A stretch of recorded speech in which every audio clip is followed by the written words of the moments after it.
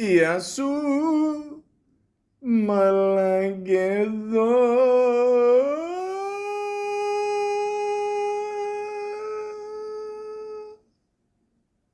Welcome to the Malaka podcast.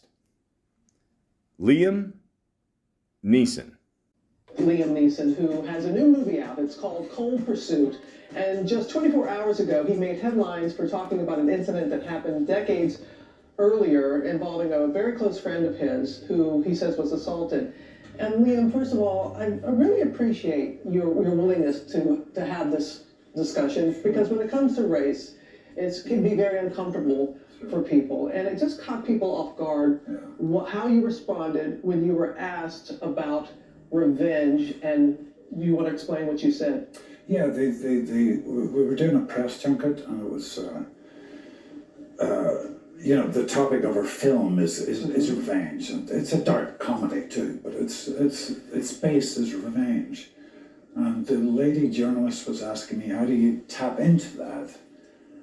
And I remembered an incident nearly 40 years ago where a very dear friend of mine was brutally raped.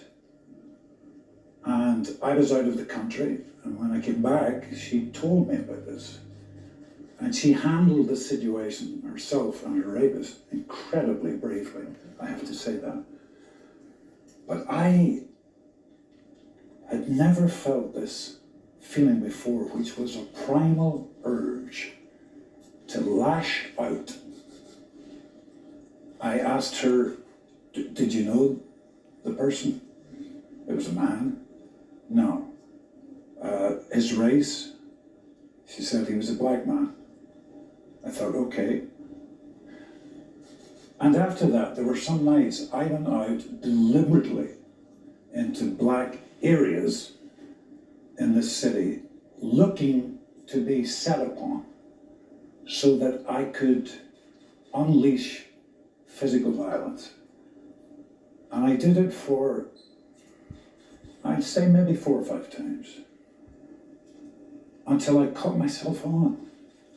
And it really shocked me, this primal urge I had. It shocked me and it hurt me. I did seek help.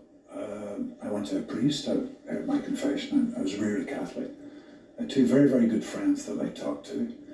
And believe it or not, power walking. Power walking. Yeah, 2 hours every day. You can to get rid of this. And I'm not racist. This was nearly 40 years ago, but because I was brought up in, maybe I'm rabbiting on, Rob, so forgive me. I was brought up in the north of Ireland and brought up in the Troubles, the 60s, 70s, and early 80s. And can you explain to people what that is? The religion? Yeah, there was a war going on in the north of Ireland. And I had acquaintances who were involved in the Troubles.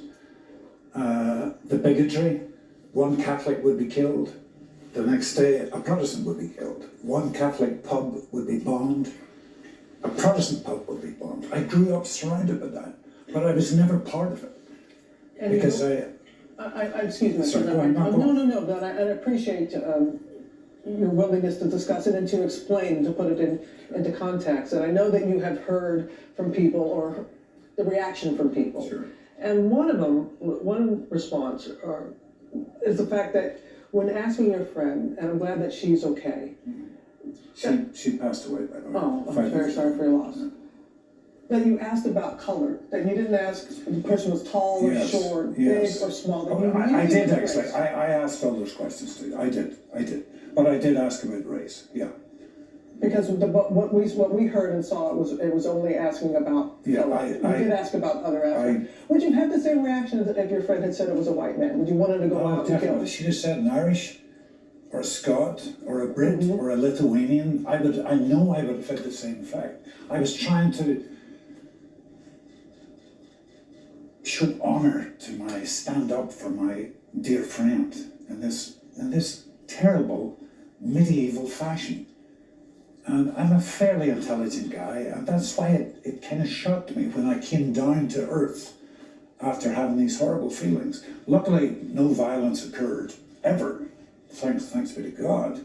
Do you think you actually would have done if an innocent black man who had nothing to do? Yeah, I know. That was my feeling. I did want to lash out, yes. Because my friend was brutally raped and I thought I was defending her honor. And I admit that, and it's a learning curve, and it's. So what is a teachable moment here? You said that you wanted to because it doesn't matter what you say. Some people are going to be outraged, or others are going to say, well, at least he's admitting, he's being honest that this is a feeling that some people had that never really acknowledge it. Yeah, sure. But what is the teachable? What are you hoping that people will learn from you making these statements? To talk, to open up, to talk about these things, you know. We all pretend we're all kind of, you know, politically correct. Mm-hmm. I mean, in this country, it's the same in my own country too. You sometimes just scratch the surface and you discover this racism and bigotry, and it's there. Ooh. Wow. Ladies and gentlemen, yeah. Man, that's crazy. I mean, I know this, was over 3 years ago, but yeah, it's just still a pretty crazy moment. The reason why I wanted to do a podcast actually about Liam Neeson is because one, I always thought he was an interesting dude, and two, just recently, I saw him in the best TV cameo I've ever seen in television history. I'm going to get to that later, but I thought it was just important just to start with this. I mean, a lot of people, like automatically they think of Liam Neeson today and they just still think of this. And I'm just going to say this. I mean, obviously what he did, okay, was wrong. Okay, there's nothing right about. I mean, like we see these movies, like Taken, and even if you're from the older school, like me, the Charles Bronson movies, and you just think, okay, yeah, like I could do that. I can go out there and kick some ass and get revenge and whatever. But guys, it's a fucking movie. Okay, you gotta realize that, and unfortunately, this was real life what he did, and it's very unfortunate that his friend had to go through this. I mean, this happens almost like on a daily basis, with people. And, again, it's not right. And, but you can't take the law in your own hands. And, I'll be honest with you. I mean, I talked about my situation with the police in my Feeling Blue podcast there, talking about police there and all that. And, yeah, for a while, every police officer I saw, I just thought they were all evil, and it took me a minute there to, kind of get into a good headspace again and, realize, hey, it's, you can't group, people just into one little group. Now, I know I'm mentioning like police and like he was, talking about a race and, again, guys, let's just be honest with ourselves. Anytime a white guy says something bad, about black people or like whatever, or just tries to, something, whatever, like even as I'm saying this, I'm probably getting the shit, but like it just, it never sounds good. You know what I mean? So you got a white guy looking for black people to beat the shit out of it's not good, man. You know what I mean? So either way, it looks bad. Okay. So, and like I said, like when you're younger, especially in your teens, maybe 20s, whatever. Yeah. You hold a lot of shit in and you want to get it out, but, yeah, it's not good. I mean, you can't take the law in your own hands. And even he said, I mean, thank God nobody got hurt, and he didn't get hurt, the people didn't get hurt, whatever. And and I was kind of wondering that too at one point. I'm like, did he actually ask, like, are the people tall, short, fat, skinny, beard, like whatever, like, yeah, and he did. So it's like, okay, well, it's not okay, but you know what I mean? Like, I'm just,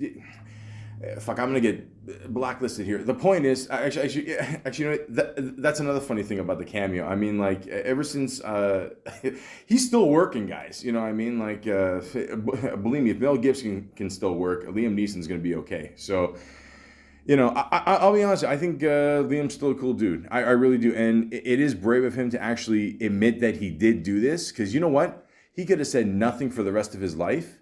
Nobody would have said shit, unless people, I don't know, like somebody comes out and says, oh, like, I know he did that and maybe he's got to face the problem or whatever and make it public. But yeah, he didn't have to talk about it, and yeah, I think that's what makes him a cool dude, honestly. I've always enjoyed his movies, He's been through a lot of shit. I mean, not just this, just, a lot of stuff in his personal life and all that. And, yeah, I mean, I see one thing here on YouTube, like Liam Neeson deserves a medal. I wouldn't go that far. I'm pretty sure there's a few firemen out there that would deserve it way more than him. When you're an actor getting paid a shit ton of money, I think that's the medal right there. But, I'm just saying. But, yeah, I just want to put my 2 cents into that. And I don't, again, he shouldn't have done what he did, but at the same time, it's not like he's doing it now. I mean, when you're young, you do a lot of stupid shit, thank God nobody got hurt, and he definitely learned from it. So if you guys don't mind, I'd like to go on Wikipedia, the free encyclopedia, because I love my freebies, and talk about Mr. Liam Neeson. William John Neeson, born June 7th, 1952, is an actor from Northern Ireland. No shit. He has received several accolades throughout his career, including nominations for an Academy Award, a British Academy Film Award, 2 Tony Awards. He can sing, really? Okay. And 3 Golden Globe Awards. Did he ever sing in Taken, or no? I will kill you. In 2020, he was placed 7th on the Irish Times list of Ireland's 50 greatest film actors. Who's ahead of him? Ewan McGregor? Maybe. I mean, I don't know. I haven't seen the list, but yeah, he's from Scotland. Yeah. There you go. Okay, so yeah. All right, he's in good company. In 1976, Neeson joined the Lyric Players Theatre in Belfast for 2 years. He then acted in the Arthurian, I think I said that right, film Excalibur. He starred in 5 films between 1982, year I was born, and 1987. Most notably, The Bounty and The Mission. He landed a leading role in Next of Kin and rose to prominence when he starred as Oscar Schindler in Schindler's List. He has since starred in highly successful films such as the drama Nell. It's Nell. It's Nell. The historical biopic Michael Collins, Les Miserables. How do you say that? Not miserable. Les Miserables. There you go. Sorry. The space opera Star Wars Episode 1. It's a space opera? Really? That's what they, piss off a lot of nerds. The Phantom Menace, the biographical drama Kinsey, the superhero film Batman Begins, the action thriller series Taken, the survival film The Grey, and Martin Scorsese's religious epic Silence. He also provided the voices of Aslan in the Chronicles of Narnia trilogy, and the titular monster in A Monster Calls. There you go. So, space opera, really. I can't get over that. The point is, he's done a lot of good shit. I mean, he's definitely, he's got the background, to be a good actor, and he's done some pretty cool movies, but we're going to get into that in a little bit. But first, I like to go to one of my favorite sites to look up some facts, fascinate.com. They always give you a good bunch of shit here, so let's get started. 43 facts. Oh, shit. I got time. The Leafs don't start till later. The series is 3-2. Hopefully they can, I don't know. They're playing in Tampa. They're probably, I'll be honest, I'm a realistic Leaf fan. They'll probably lose, and then they'll, win on Saturday, hopefully, or, I got the tissues just in case. Liam Neeson was born in Ballymena, Ireland, which is also famous for being the birthplace of Liam Neeson. Okay, well, yeah, obviously. I mean, is that a joke or I don't know. Neeson's father was Bernard Barney Neeson, a caretaker who no doubt taught Liam how to take care of business. Oh, that's just horrible. Come on, fascinate. Come on, this is no, that's hacky shit, man. Liam Neeson was named after the local priest who, you guessed it, was also named Liam.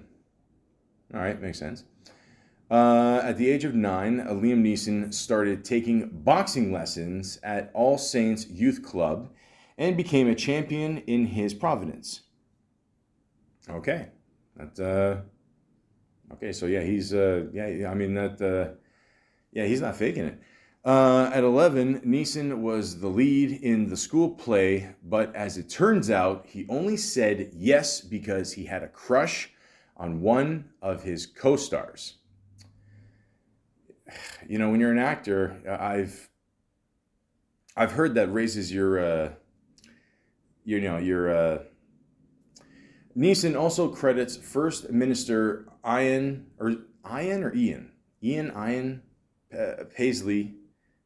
Paisley, yeah, founder of the Free Presbyterian. I can't say Paisley, but I can say Presbyterian. Go figure.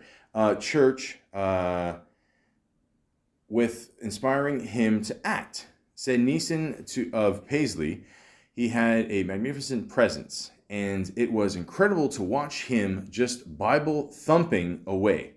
It was acting, but it was also great acting and stirring too. All right, there you go. I mean, like if your teacher says you're a good actor, chances are you are. Before deciding to pursue acting professionally, Neeson was enrolled at Queen's University in Belfast to study physics and computer science. Shit, I mean, he's a thing of Mike Tyson meets Bill Gates.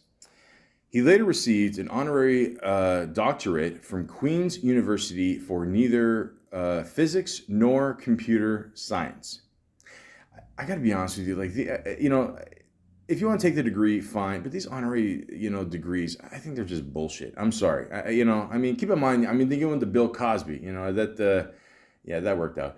While at Queen's, he discovered he had a knack for football and was spotted by Sean Thomas at Bohemian FC.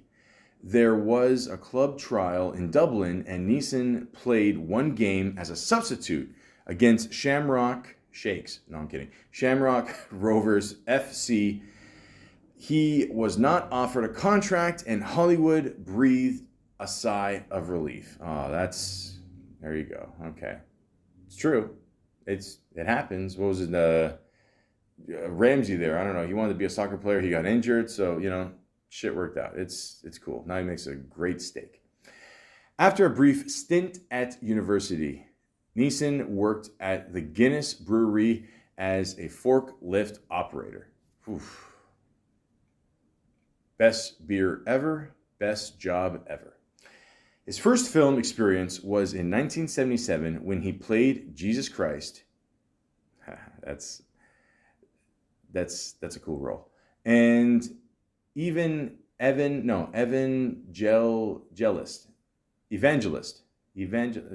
You know what? A lot of times I edit this shit out. I want you guys to see how stupid I am. In the religious film Pilgrim's Progress, makes sense for an actor named after a priest and inspired by a minister. There you go. See, things just, when you're Jesus, just things work out. After being seen on stage as Lenny Small of Mice and Men, he was offered the role of Sir Gawain in the Arthurian film Excalibur. Because when you play a slow-witted man who accidentally crushes pet rabbits, you're an obvious choice to play an Arthurian knight of legend. Sure. Neeson met actress Helen Mirren on the set of Excalibur and lived with her in London, where apparently he did all the cooking. And on top of that, this motherfucker can cook. I mean, kick ass, smart, cook. I wish I had one of these particular set of skills.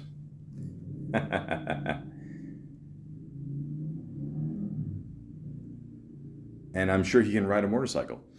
Neeson credits Marin with helping him get an agent, which we're told is pretty critical to getting roles. No shit. Yeah, it's always cool when a fellow actor can help out a fellow actor. That's cool.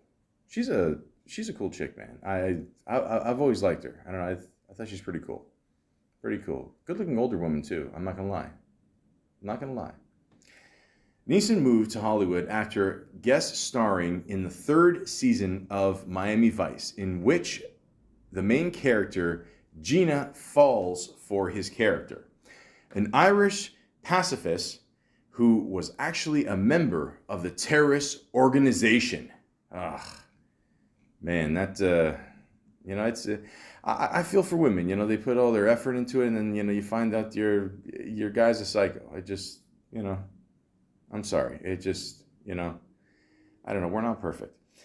Neeson received critical acclaim for his role in Suspect, in which he played a deaf-mute Vietnam veteran accused of murder. Okay. I did not know that. He starred alongside Clint Eastwood in the 5th Dirty Harry film titled The Deadpool. Not to be confused with the Marvel film Deadpool. Yeah.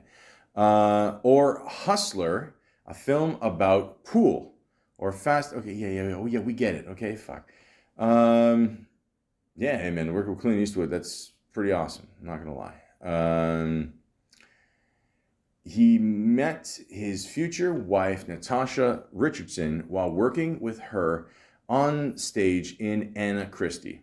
He also starred with her in the film Ellis Island and Now. I heard she passed away, and I'd just like to say to Natasha Richardson, rest in peace. Can't be easy losing a loved one, that's so close to you, and yeah, it sucks, and my heart goes out to Liam for that, and it slowed him down for a minute, but he gradually got back into acting again.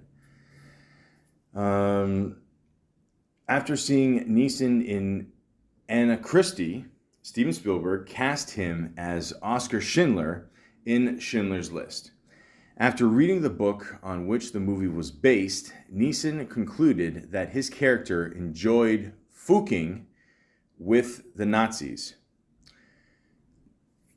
Hold on. Definition of fukin. A flexible adjective used primarily to describe prawns and other humanoid extraterrestrial life, and some other things too, if you're from South Africa. That doesn't sound right. Wait, Urban Dictionary. Wait. No, I'm assuming meant fucking. So, okay. Neeson was nominated for the Best Actor Oscar for his role as Oscar Schindler, but lost the statue to Tom Hanks for his role in Philadelphia. Because, despite medical advances, you just can't beat AIDS. Oh, wow, oh my God. What the fuck? Fascinate. Jesus. Dude.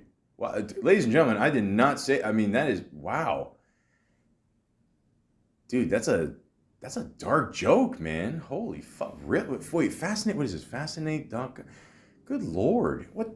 Oh my God. Oh my Jesus.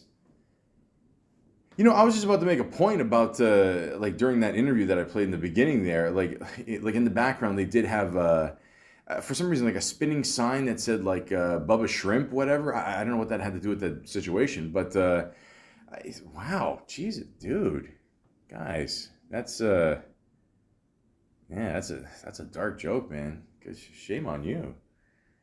Yeah, you guys are lucky I'm lazy. He was considered for the role of James Bond in GoldenEye. Yeah, that's exactly what Neeson needs. An actual license to kill. Ugh. I mean, it's still a bad joke, but it's better than the one before. I mean, really, wow, that was good lord. Like, really? Wow. Ugh. Find my center. Okay. 3, 2, 1. George Lucas cast Neeson in the role of Jedi Master Qui-Gon Jinn. God knows if I said that right. In Star Wars Episode 1, The Phantom Menace, because he considered the actor to have great skills, presence, and a really high mid-glorian count. Mid-glorian? Fuck, who cares? I can't stand Star Wars. So boring. Who cares? Fucking plastic sticks.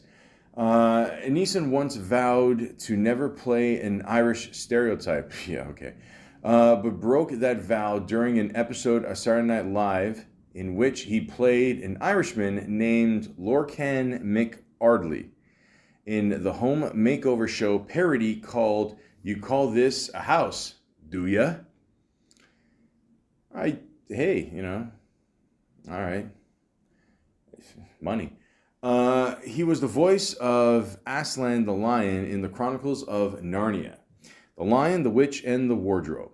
Again, given he was named after a priest and inspired by... Yeah. We know the jokes, guys, okay? I always liked that book. I thought it was cool. We'll talk about that in a bit. According to the DVD commentary for 2007's Transformers, Michael Bay claims that he told animators to seek inspiration from Liam Neeson when creating Optimus Prime's body language. I love Michael Bay because The Rock, and then, but then he ruined my childhood with these fucking movies. I mean, Neeson starred in the Taken movies in which his daughter is kidnapped in the original. His wife is kidnapped in the sequel, and then his wife is murdered in the second sequel. Spoiler alert. There should be a fourth movie in which... Yeah, I'm sick and tired of your jokes, guys. No, okay? It's bad enough I had to sit through the second and third one, but no, I'm not putting up with this. We'll talk about more of those in a bit. Neeson played Ra's al Ghul in the first and third movies, the Dark Knight trilogy, which makes him the only guy to have trained both Batman and Darth Vader. Who cares? Neeson spoke out publicly about U.S. gun laws, calling them a disgrace. In response, U.S. gun manufacturer Para USA, which provided the weapons used by Neeson in the Taken film series, expressed regret at working with him. But Neeson knows that important things isn't knowing how to use a gun, it's knowing how not to use a gun. I don't get it. I mean, why would you buy a gun and not use it? I mean, listen, I'm Canadian. I don't need a gun. You know what I mean? I'm good. But yeah, I mean, there's no point in buying something if you don't know how to use it, right? I mean, I get what he's saying. I guess he's saying okay, if you have a gun, when, it's like Sun Tzu there. Those who know how to fight know when not to fight. Kind of shit like that. But I mean, every movie he uses a gun, so I don't know, if is he setting the best example? I don't know. Look, and then they show a picture of him doing the finger pointing gun thing. There you go. So that's not going to help either. After doing extensive research, Neeson eventually turned down the role of Abraham Lincoln in Spielberg's Lincoln, claiming that he was too old to take the part because when everybody thinks of Lincoln, they think spring chicken. Also, if there was anybody who would have been in favor of gun control, it was probably Abraham Lincoln. I don't know about that, but God,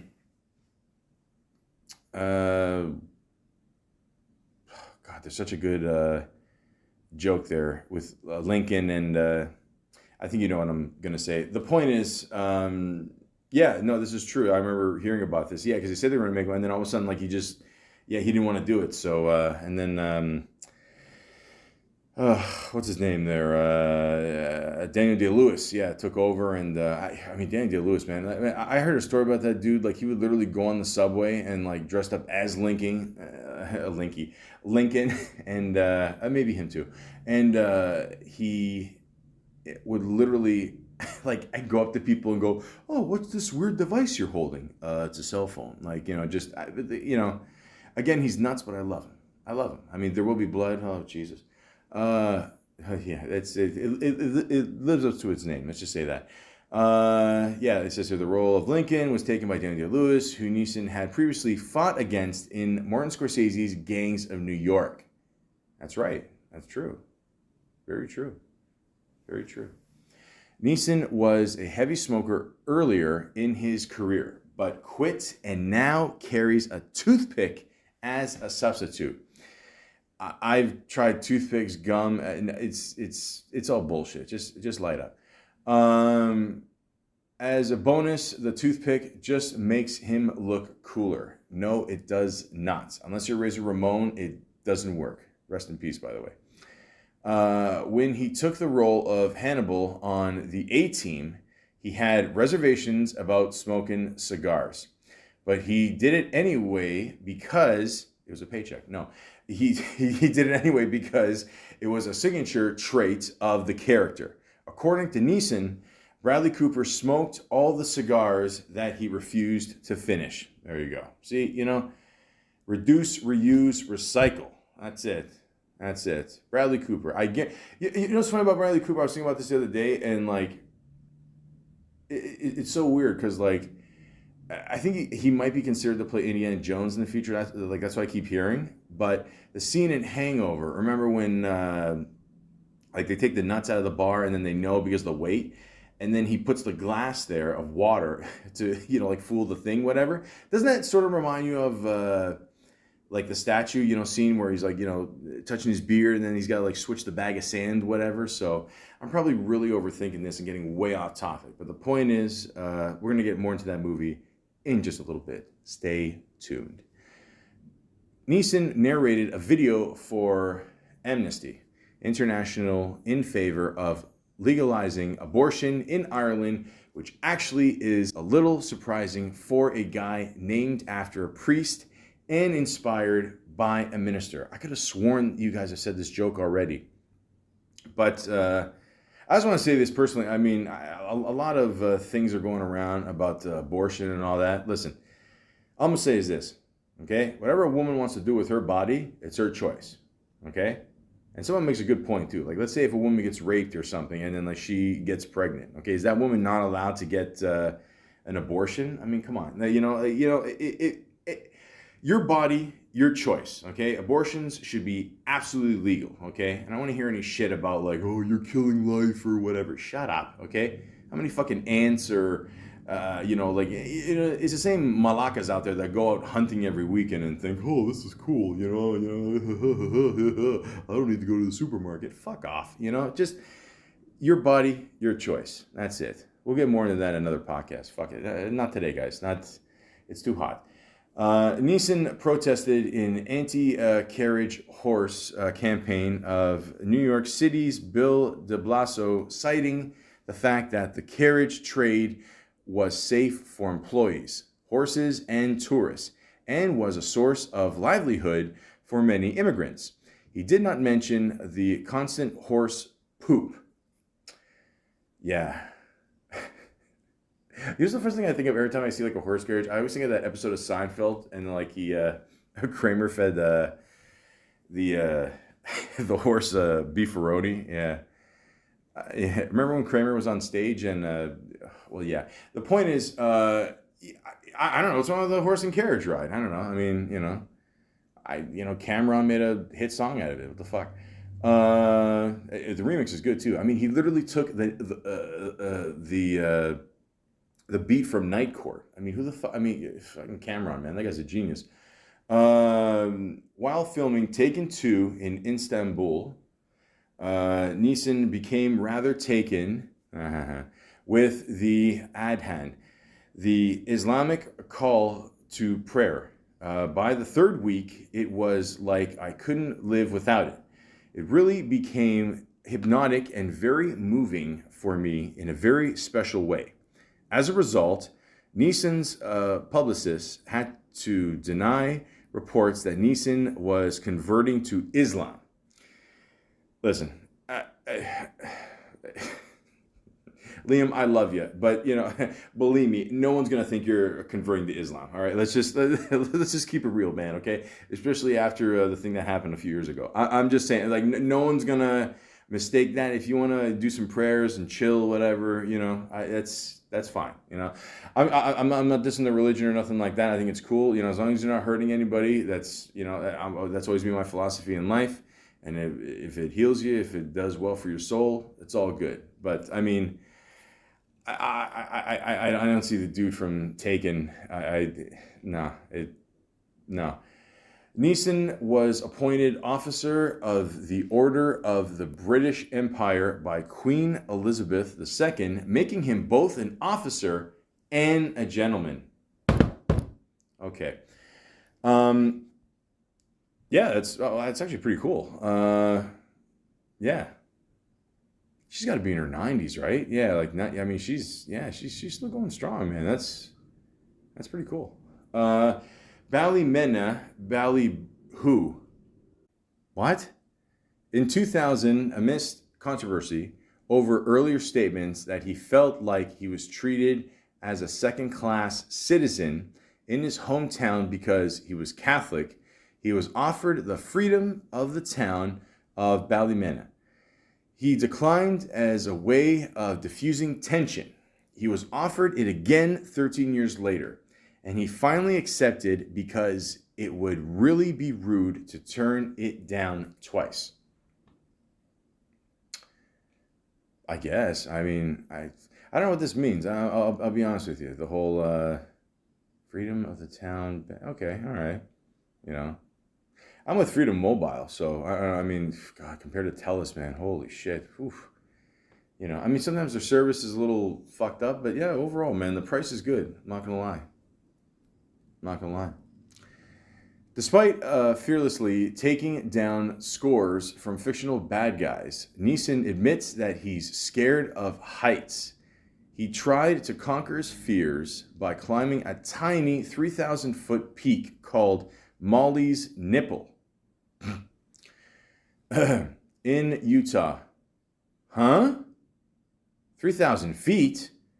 How cold is it in Utah?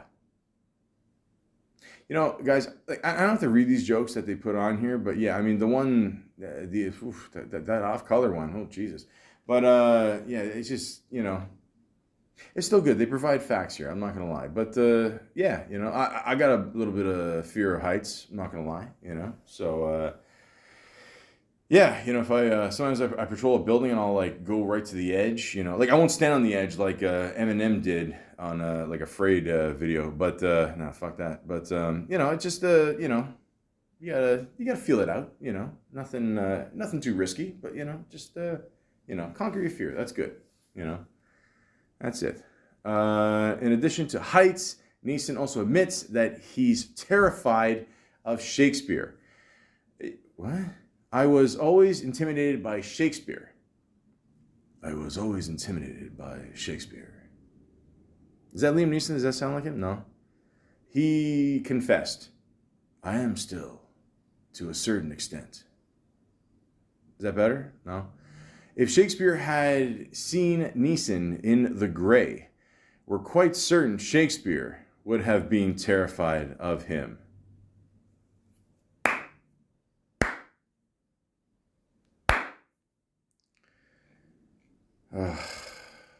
We're almost done, guys. Neeson's wife, Natasha Richardson, passed away after a tragic skiing accident at Mont Tremblant Resort, northwest of Montreal.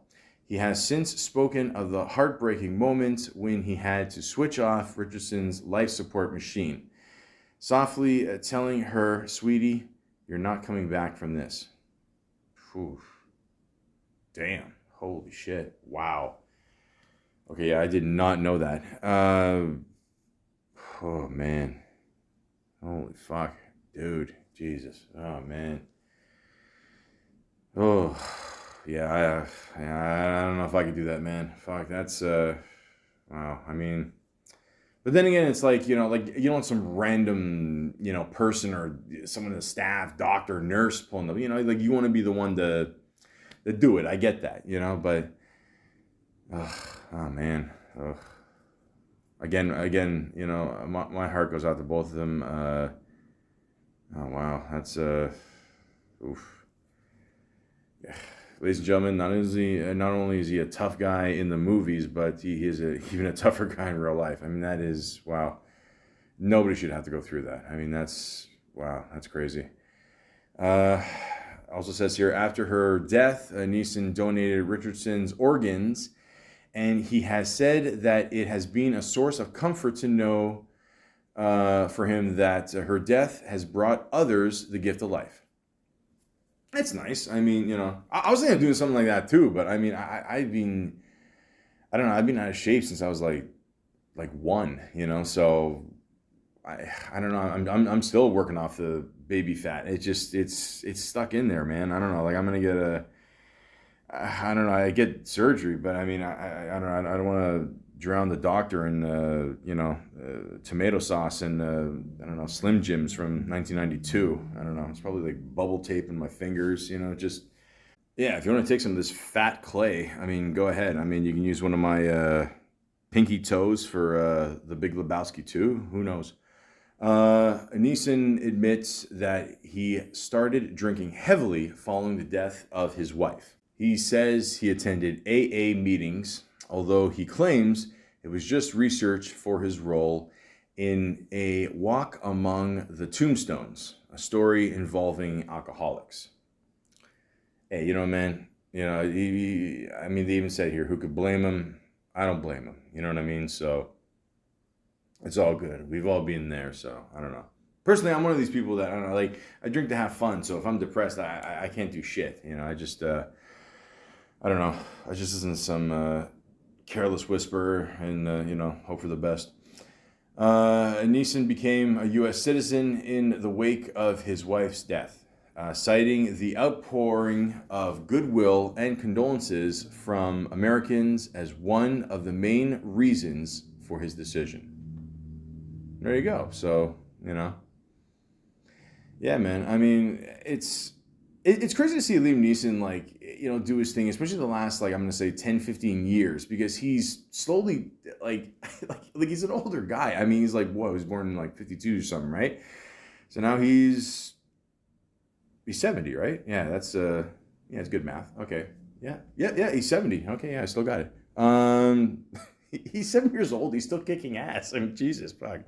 I just turned 40. I don't do shit.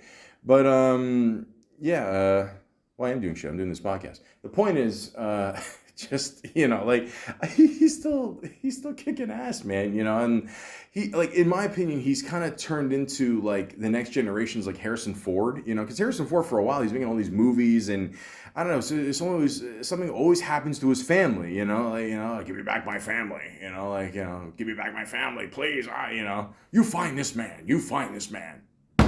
it just, and Liam Neeson slowly just taken over that role, and, it's awesome because it really shows that old people can kick some ass. Like I said, Charles Bronson, he was going around just, oh, sorry, Mr. Bronson, your family's dead. Okay, I'll see you later.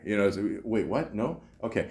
Like, it didn't affect him at all, but Liam Neeson, like, sort of feels it, and then he's like, man, I'm gonna kill these dudes, so it's crazy. But yeah, he's been doing this shit for a very long time. So, yeah, if you don't mind, I'd like to go on IMDb and review all this shit because, fuck it. And Rotten Tomatoes, puzzo. But, so, his very first job that he did was a movie, I think I mentioned this before, in 1978 called Pilgrim's Progress. And, surprise, surprise, he played Pilgrim. I've never seen this movie. 5.4 to 10. Journey with Pilgrim as John Bunyan's famous allegory leaps from its pages to a movie. Okay. All right, so it was a book. Just which explains why I've never heard of it and I can't read. So, okay. All right. It's funny, you go on IMDb here. He's the only one with a picture in in this movie. That's it. Like everyone else just blank, but yeah, that's a good sign. But yeah, that was his first role. Okay. And then he was on a TV series called Play for Today. Then he did a movie called Christiana. I don't know this movie. I'm seeing a pattern here with all these.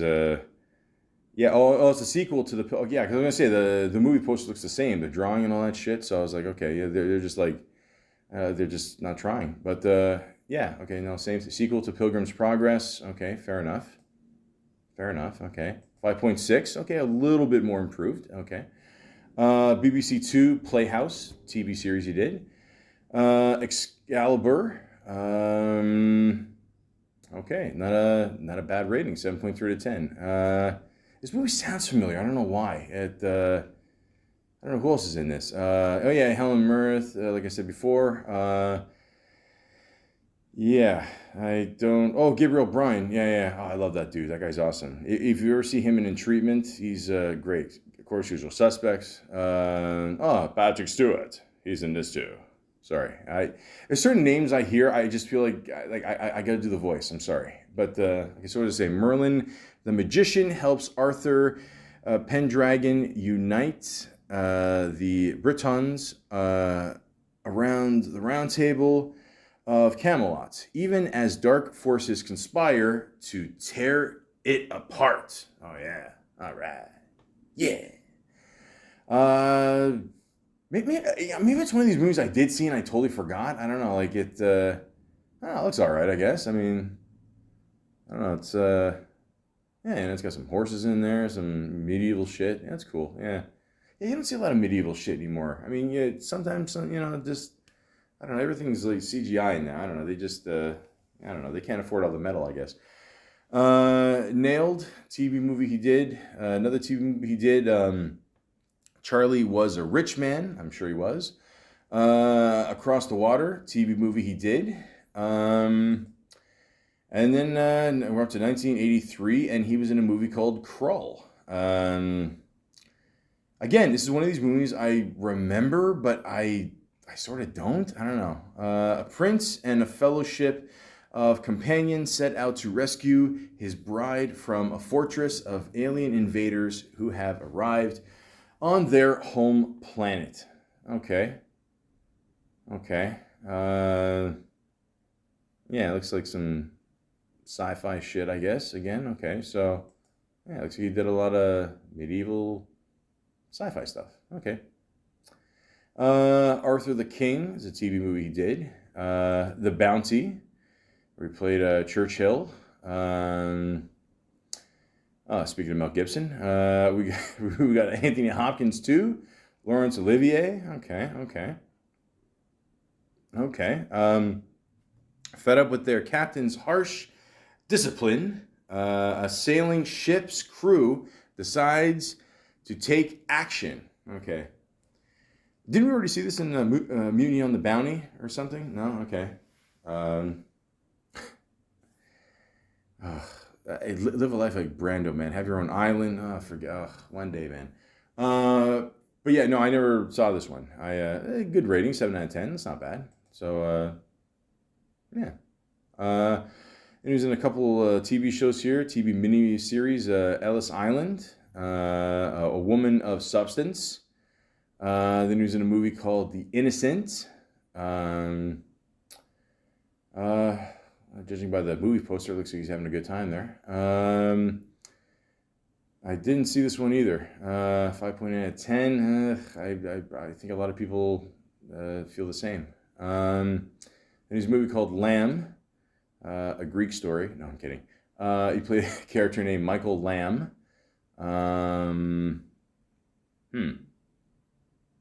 Looks like he plays a priest. And he's got a kid on his shoulders.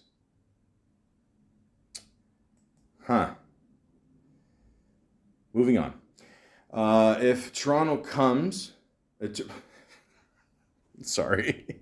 I'm from Toronto. If tomorrow comes, jeez, again, guys, like, no bullshit. It was literally snowing 2 weeks ago here, okay? And then 2 weeks later, it's like 25 degrees outside. I don't know. Like, everyone, I'm just, my body's not used to this heat, okay? Fat white guy.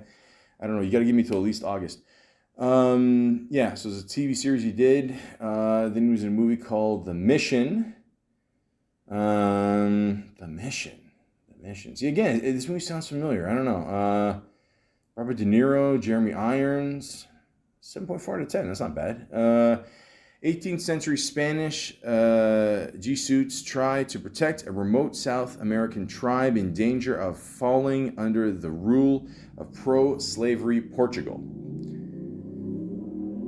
Again, there's no motorcycles, I think, in this one. But there's a huge waterfall, apparently. I'm trying to remember this movie. It sounds familiar. I mean, again, it's one of these movies I saw and I don't remember. But yeah, I do remember for a while. Yeah, De Niro was rocking that beard pretty hard. Yeah, that and the movie he did with Mickey Rourke. Fuck, I forgot what it was called. It was a good movie, though. Anyways, I don't know, decent rating. Yeah, check it out. Why not? Miami Vice, like I said before, yeah, he was in there for a while. It was a duet for One. He played a character named Totter. A lot of these movie posters he's doing, they look like romance novels. Yeah, so he's 6.7 out of 10. That's not bad. That's all right. And I never saw this one. Sworn to Silence TV movie.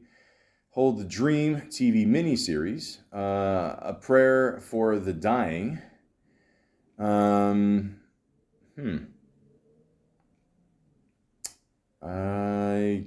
don't remember this one. Oh, there you go. Oh, Mickey Rourke. Speaking of the devil, there, guys, I do not plan this out. Bob Hoskins, rest in peace. Sorry you had to do the Mario movie. Oh, I remember this. Oh, wait a minute. Is this the movie where Mickey Rourke did that shitty accent? Is that this one? Yeah. I'm pretty sure this is. Listen, I love Mickey Rourke. I'll probably do a podcast about him one day. But yeah, this one. Yeah, he did I'm pretty sure this is the movie where he did like a weird accent or something. It just didn't work. I don't know. So, yeah, I totally forgot Liam Neeson was in this one. So, I don't know. 6.2 out of 10, not one of his best, what are you going to do? Worst case, paycheck. Suspect. He's with Cher and Dennis Quaid, who I share the same birthday week. April 9th.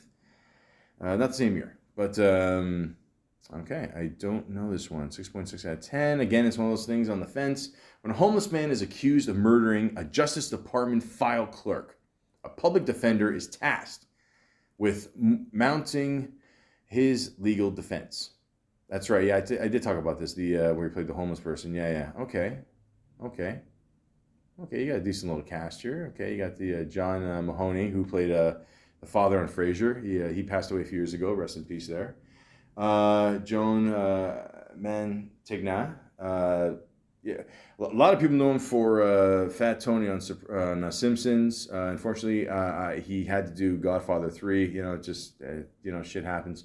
But yeah, it looks like a pretty decent movie. I'm trying to. Again, I don't really remember it. So, yeah, Yeah, Cher was on a run for a while there. What was the movie she did with Nicolas Cage? That was a good one. Nicolas Cage made a lot of bread, literally. No, like, that's not slang. Just, was it something about moon or something, right? I don't know. I forgot. But it was a good movie. This one I never saw. Scream 2, not Scream 2. I don't know. As a TV series he did. Satisfaction. I'm assuming this has nothing to do with the Rolling Stones. No. No. Who's this? Justine Bateman. Liam Neeson. Trini Alvarado. That looked like Julie Roberts. Yeah, that's what I thought. It's Julie Roberts. Okay, cool. 4.8 out of 10. Oof, not cool. Okay. Didn't see that. The Deadpool. Talked about that before. Yeah, I'm not gonna lie. I mean, as you know, I mean, the first few Dirty Harry ones are good. You know, I'd say the first like 2, 3, whatever. Yeah, once I got to this point, it was like, yeah, you know, again, I'm gonna do one about Clint Eastwood for sure one day, a podcast. But yeah, not. I think this was the last one he did. I think he did 5 of them, right? Yeah. So yeah, I mean, but still, you know, we're Clint Eastwood. Why not? The Good Mother. For the Brady's? No. Diane Keaton. Okay, there you go. Yeah, I always liked her. She's cool. I have not seen this one. I'm assuming he's the love interest. Yeah, looks like it. Okay. Okay. A lot of these movies posters from the 80s always had like the two people and then they're behind like water for some reason, you know. Like are they about to go for a swim? Are they, you know? I mean, did they dry off really quickly? Like what? I don't know. What was with the water backdrafts back then? I don't know. Just I don't know. Everything looked like a. I don't know. It looks like, you know, Fabio should be in the background too. You know. High Spirits. I don't know. I don't know this one either. Oh wow. Yeah, floating bed. Okay, fair enough. When hotelier, really, that's a word? Okay. Attempts to file the chronic vacancies at his castle by launching an advertising campaign that falsely portrays the property as haunted. 2 actual ghosts show up and end up falling for 2 guests. This has got to be in the 80s, right? Yeah, 1980. Yeah, a movie like this would only exist in the 80s. Absolutely. I mean, like not even the 90s would accept this shit. 5.7 out of 10. Yeah, it sounds like it. I'm intrigued, but not like that intrigued. Nah. Then he did a short, Storm. Next of Kin. Yeah, I remember this. Yeah, Patrick Swayze. Right. Yeah. This one was okay. It was all right. It's not one of Swayze's worst. It's not one of his best. It's kind of like in the middle there. You know, kind of like Red Dawn-ish, you know, but this is more, this is like old school shit with the cops and all that. And yeah. It was okay. It had its moments, you know. It wasn't, you know, it was all right. You know, rest in peace to Patrick Swayze there. Roadhouse kicks ass. Did a podcast on him. Check out those archives. Whew. Okay, this one you definitely got to check out. So we're done with the 70s. Definitely done with the 80s here. Okay. Then we got Darkman. Okay, and he played a character named Peyton Westlake, also known as Darkman. Okay, so. I was to say here, Darkman, a brilliant scientist left for dead, returns to exact revenge. Just get fucking revenge, like Liam Neeson does in all his movies, except this one, he looks like a fucking mummy, on the people who burned him alive. That's it, man. That's the time to kick ass, man. That's it. Just, you know. This is probably one of the first Liam Neeson movies I ever saw. This movie's awesome, based on a comic book, I think. Sam Raimi directed it. Fucking great. Yeah, I knew Sam Raimi is by now. Come on, please. I don't gotta say shit. Frances McDormand. Yeah, that's right. She's an awesome actress. She's great. This is such a good movie. I mean, it's got everything. It's got action. It's got the violence. It's got like good story. Like it's even got like funny parts that it's even got funny parts that aren't meant to be funny. You know what I mean? Like, I mean, special effects are still pretty good in it. You know, like even to this day. I mean, you know, it was made like over 30 years ago, whatever. But this is a great fucking movie, and I think everybody remembers at this point this classic scene. I want acknowledgement for my girlfriend. Why don't you just get lost, pal? Elephant. What's that? Didn't you hear me?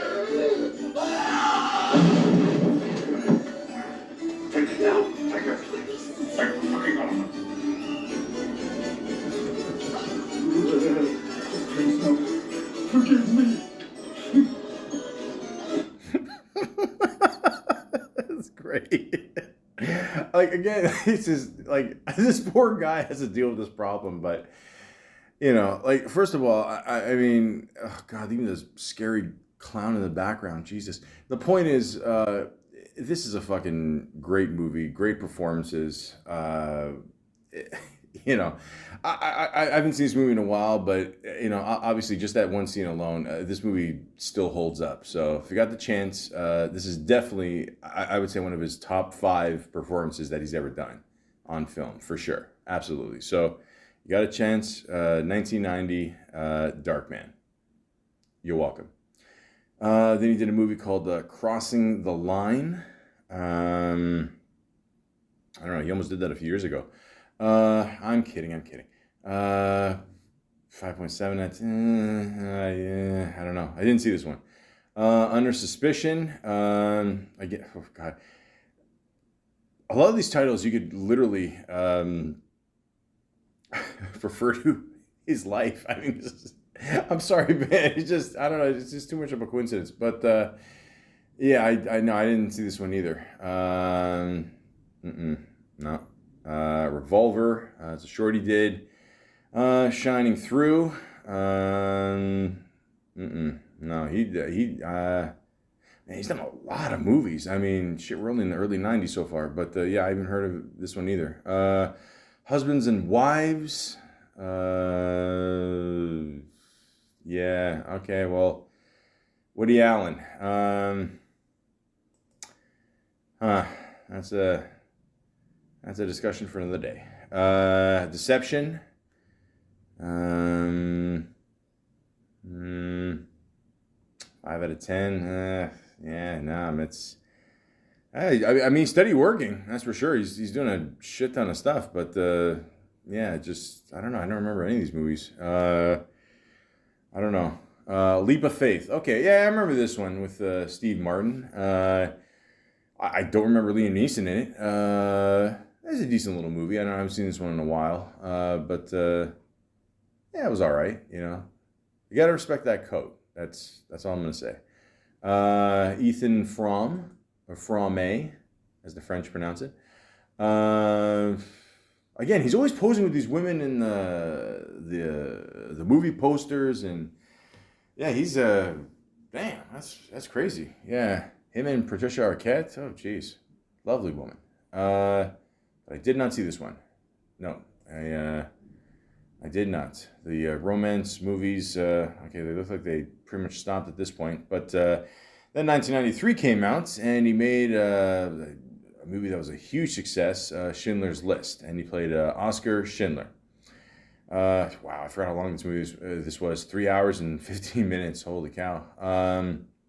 In German-occupied Poland during World War II, industrialist Oscar Schindler gradually becomes concerned for his Jewish workforce after witnessing their persecution by the Nazis.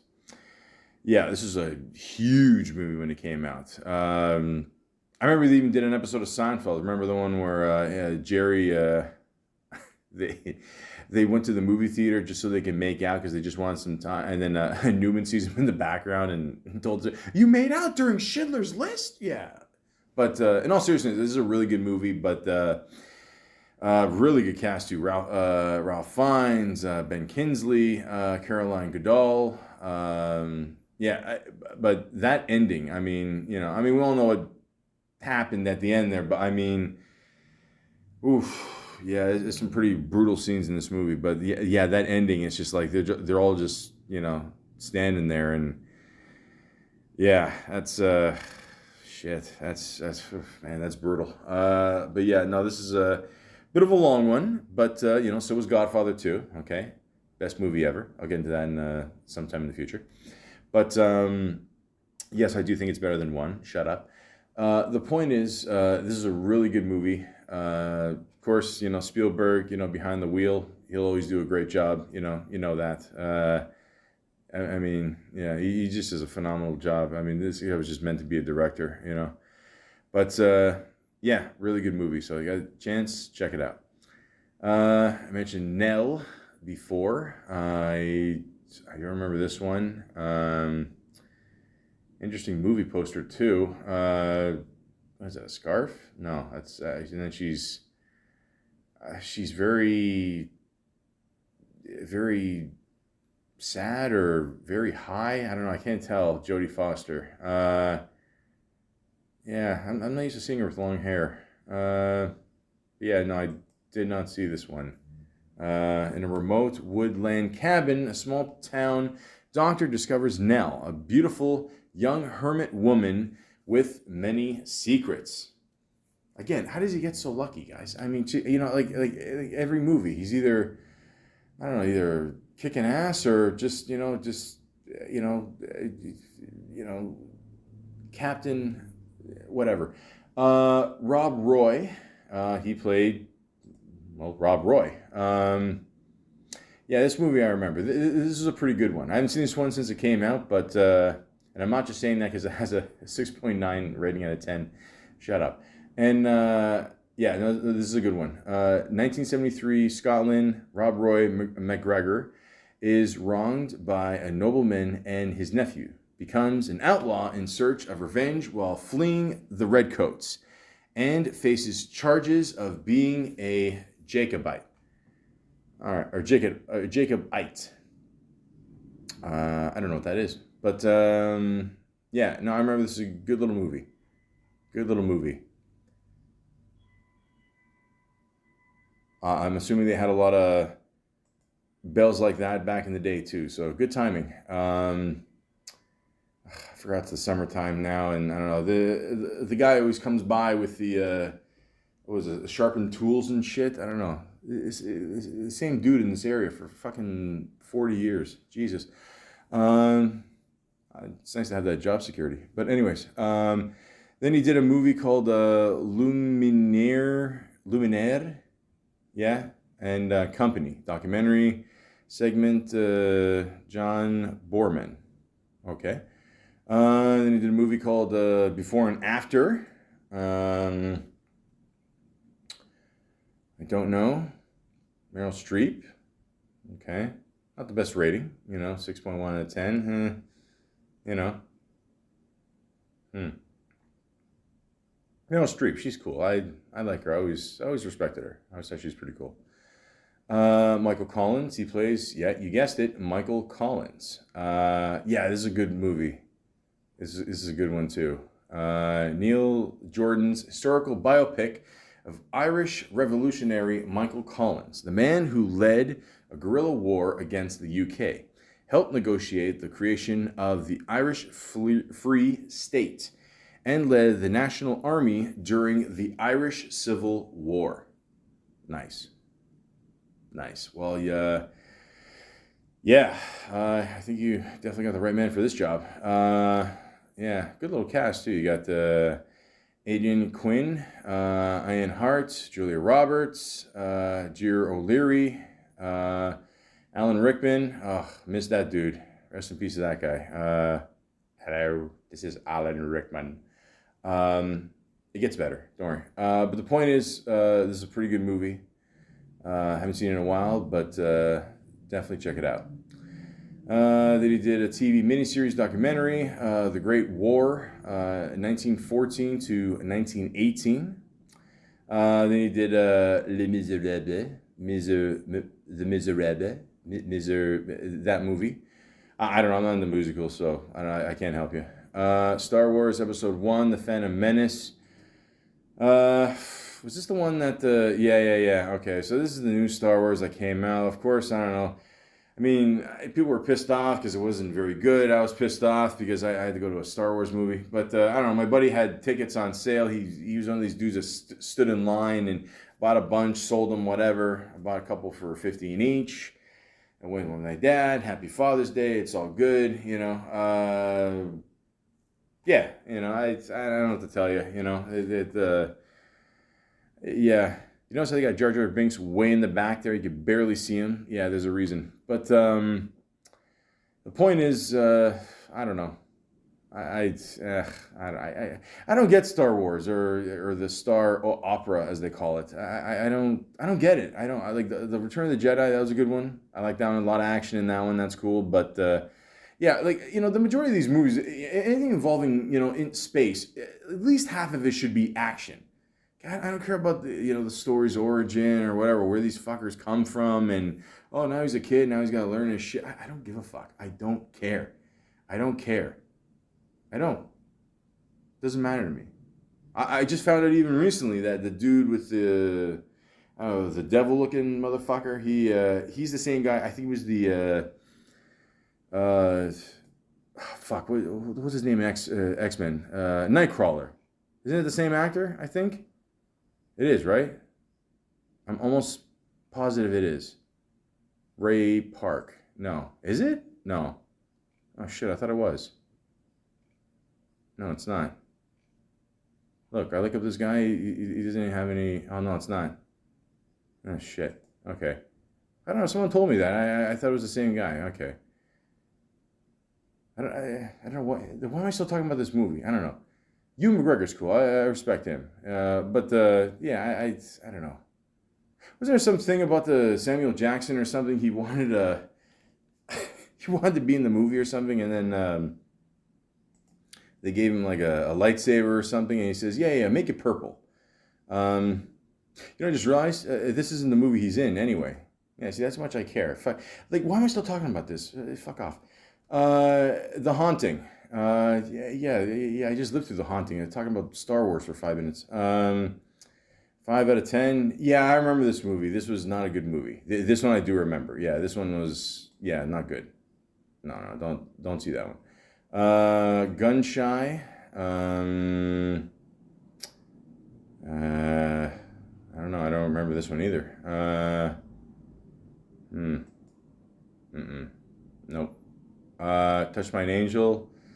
TV series he did. K-19, The Widowmaker, which I believe was him and Harrison Ford. Yes, I remember. Yes. One of the movies Harrison Ford points in. That's right. You can see that the whole compilation on YouTube there.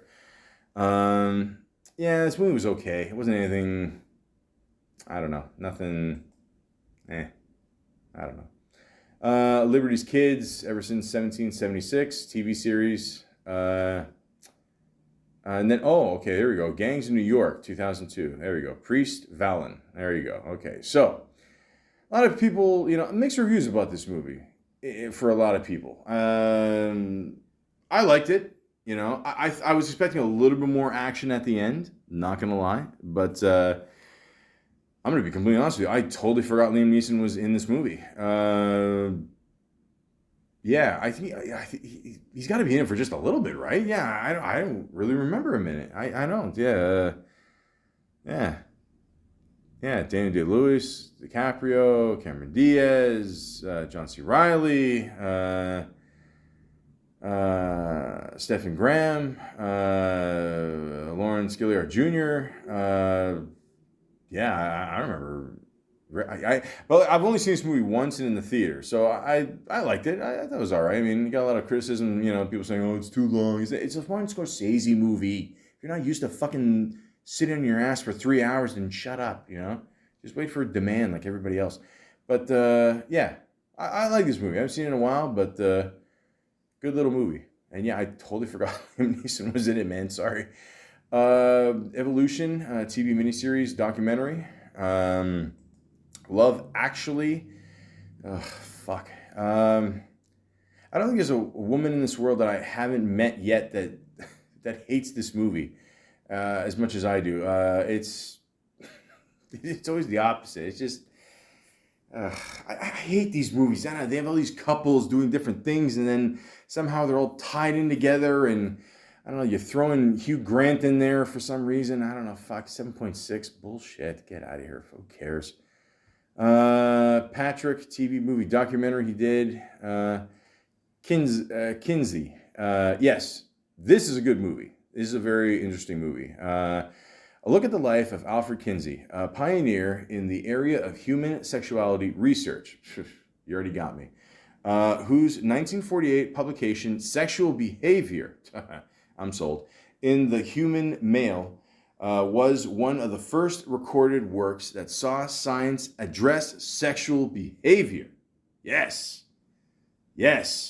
Laura Linney. Listen, I just want to say this as a side note. If you guys have not seen Ozark, you got to see it.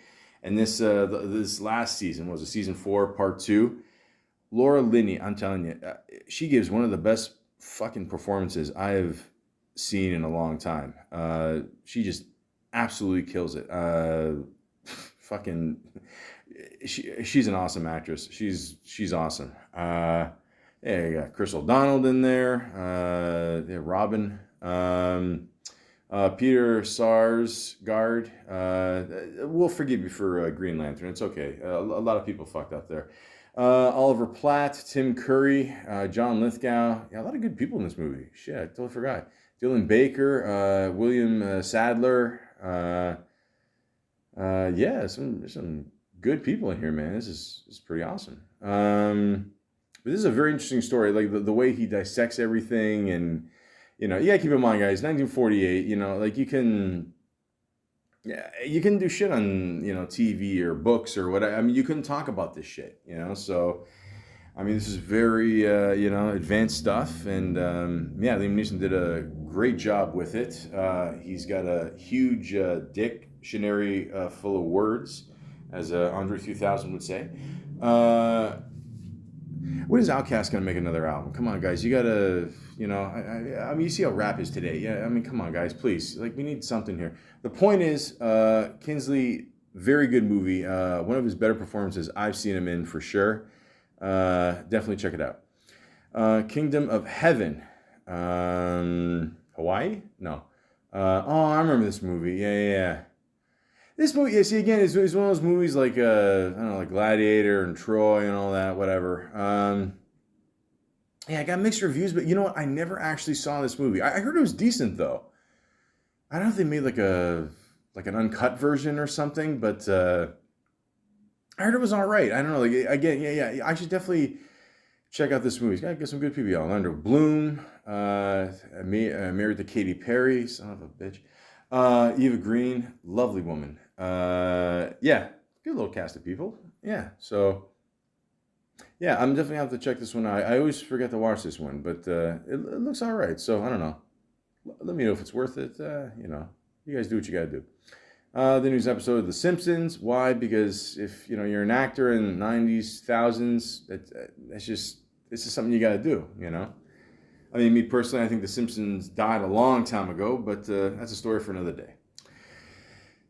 Speaking of resurrection, Batman Begins, and he played Ducard. So yeah, this is obviously the first in the trilogy of Christopher Nolan's Batman. I still think Dark Knight is the best one. I know it's a cliche at this point, but it is, guys. It's pretty awesome. But this one's pretty good too. I've seen this one a couple times, and tells the whole story of how Batman, started, and Liam Neeson was great in it. Hell of a cast. I mean, him, Christian Bale as Batman, Michael Caine. Again with the accents. Ken Watanabe, Gary Oldman, Katie Holmes, Cillian Murphy, Tom Wilkinson, Morgan Freeman. Awesome cast, man. This is a good little reboot to bringing back the Batman franchise, to more in a serious way. None of this fucking Batman and Robin shit. So definitely, if you're a comic book fan, especially a Batman fan, absolutely worth seeing. We're seeing the whole trilogy for sure. Batman Begins, video game. He does the voice in it. There you go. See, that's the great thing, guys. You be in the movie, you can do some voiceovers. Nice little paycheck. Love it. Breakfast on Pluto. What's that like? I don't know what this one is. Something to do with a pink umbrella? No. In the 1970s, a young trans woman, Patrick Kitten Braden, is it Braden or Braden? Yeah. Comes of age by leaving her Irish town of London, in part to look for her mother, and in part because her gender identity is beyond the town's understanding. Yeah. I did not see this one. Although, judging by the picture in the trailer, Liam Neeson looks really pissed. But if my house was on fire, I'd probably be kind of pissed too. So, yeah. Cillian Murphy plays the main person here as Patrick Kitten Braden. Eva Thistle, I think I said that right. Yeah, I did not see this one, but again, yeah, Liam Neeson looks really pissed. Actually, yeah, really.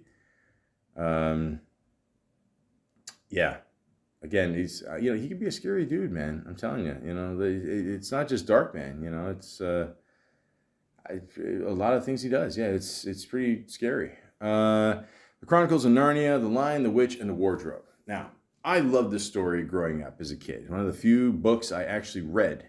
One of 5. But yeah, they made the movie. It was okay. It's hard to make this into like a movie. You know what I mean? Like, this is one of these cases where I agree, where you can't beat the book. I know it's weird. Trust me, anybody that knows me knows how weird that is, because I'm so much a movie guy. But yeah, I mean, this is cool. Obviously, if you don't know the story, 4 kids travel through a wardrobe to the land of Narnia and learn of their destiny to free it with the guidance of a mystical lion. There you go. Yeah, you might want to smoke a joint to this one before you watch it. But yeah, and Turkish Delight. Oh man, a lot of people don't like Turkish Delight. I don't mind it. It's like you take let's say you take like a red jujube and cover it in chocolate. It sounds weird, but it's not bad. I don't know if they sell it anymore. I don't know if it's an overseas thing now, but still. But I always enjoyed the story. You might like the movie. I mean, I always say the book is better in this case, but still, the movie's cool. It's nice that they brought it to life. So I don't know. It looked pretty good. Special effects were good, and I'd check it out. Why not? Seraphim Falls. Did I say that right? Seraphim Falls. There you go. No idea. Him and Bronson. There you go. Brosnan. I'm sorry. Pierce Brosnan. Sorry about that. Where'd that accent come from? Anyways, yeah. I don't know. Let's see this one. No. Again, it's got one of those ratings, 6.6. You might like it, you may not. Liam Neeson's got a gun, he's got a knife. Looks all right. Looks like these two could kick some ass in this one. All right. I might have to check that one out. Okay. So, he didn't do a movie for a few years. People are like, okay, is he, done making whatever, 4 or 3, whatever movies a year, 2005, fuck, he had 5 releases. Holy shit. Well, including the video game and The Simpsons, but whatever, still. And then 2008 comes, and this movie comes out. Now, practice this a few times, so let me know how we do this. I don't know who you are. I don't know what you want. If you're looking for ransom, I can tell you I don't have any money. But what I do have is a very particular set of skills. Skills that make me a nightmare for people like you. If you let my daughter go now, I will not look for you. I will not pursue you. But if you don't, I will look for you. I will find you. And I will kill you. Good luck. Scene. Listen, that I had to put that as my voicemail for a while. Some people liked it, some people hated it. Mom. The point is, this movie, this is what brought Liam Neeson to, cool guy, cool actor, doing a whole bunch of shit, to now you cannot fuck with this guy. So originally I heard when they made this movie, he just assumed it was going to go straight to video. He didn't see this as anything of a big deal. This movie's only rated PG-13, really? No. Fuck off, really? Well, I mean, for me, I don't care. I'll watch whatever, but really? Okay. Anyways, a retired CIA agent travels across Europe and relies on his old skills to save his estranged daughter, who is being kidnapped while on a trip to Paris. Every parent's worst nightmare, man. I don't know if I ever told this story, but I had a friend of mine who I mean, I'll go into details one of these days. But basically, long story short, I mean, he would always do these crazy trips by himself, like go to like Africa or Egypt or like it's just weird trips to India and all this shit. And I'm like, dude, you can't do this by yourself, whatever. And then all of a sudden, like, I didn't hear from him for a month or two. And then my buddy sends me a link. He goes, did you hear about I'm not gonna say his name, but did you hear about him? He's like, yeah, who? What are you talking about? He's like, this guy. Oh, yeah. So he sends me the link, and it says, the following person has been like, kidnapped, and now he's missing. And I'm like, what the fuck? This is crazy. So for years, I had no idea what happened, and then like all of a sudden, I'm on. I live in Toronto. If you didn't know that by now, I go on Toronto Sun, and they always have like the pictures, the articles, whatever. And then I see a picture of him like giving like a thumbs up. It's an old picture. I could tell it's on like Facebook from like 5 years ago. And he says, "Oh, a person was found in da da da," and I'm like, "Get the fuck out of here!" Then I send my buddy that link, and we're like, "Holy shit, this is crazy!" But again, like you got to be careful when you go to these places. But I mean, I think that's what makes this movie really relatable in the sense where, and not so much that I'm a boxer with a gun, but and clearly by this podcast you can tell I have no skills except for the bell.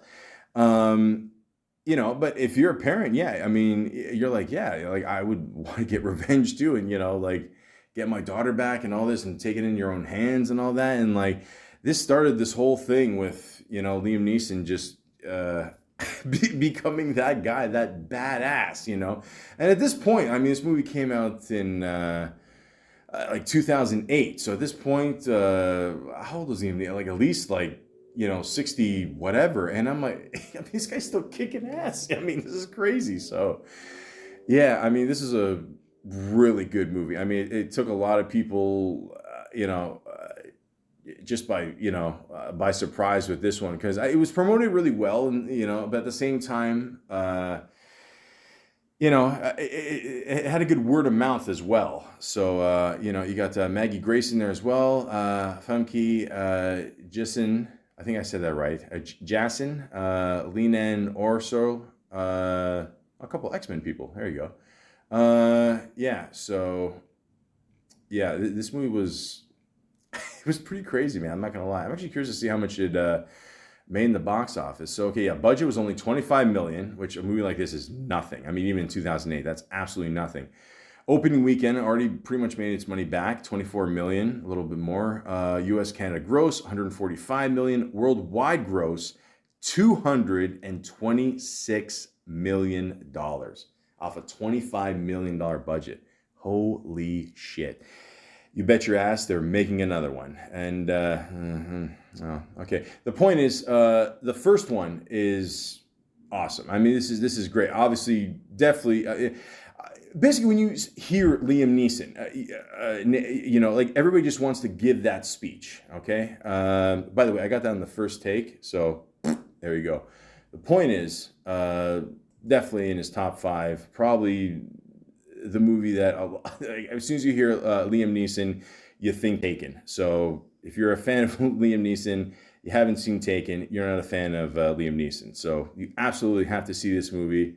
It's awesome. Great fight scenes, good action. And he takes over as, like another action star. And like I said, considering he's a little bit older, I mean, it's crazy. I mean, it's, you're rooting for that, father that just wants, to get his daughter back. He wants his revenge. That's it, man. It is, the Ireland version of Charles Bronson. So there you go. So absolutely, you have to see Taken. And the Chronicles of Narnia, Prince Caspian, he plays the lion again, Aslan again. Why not? Why not? Then he's in a movie called Ponyo. Ponyo. I don't know. Oh, it's a cartoon. Okay. I don't know. I never heard of it. And he was in a movie called The Other Man. Liam Neeson and Antonio Banderas. So who's the other man? And again, teams up with Laura Linney. There you go. Cool. All right. Cool little cast of people. 5.4 to 10. Not a cool rating, but okay. Fallout 3. I'm told it's a famous video game franchise there. He plays James, the father, voice. There you go. Easy money. 5 Minutes of Heaven. BJ? No. Sorry. I don't know what this one is.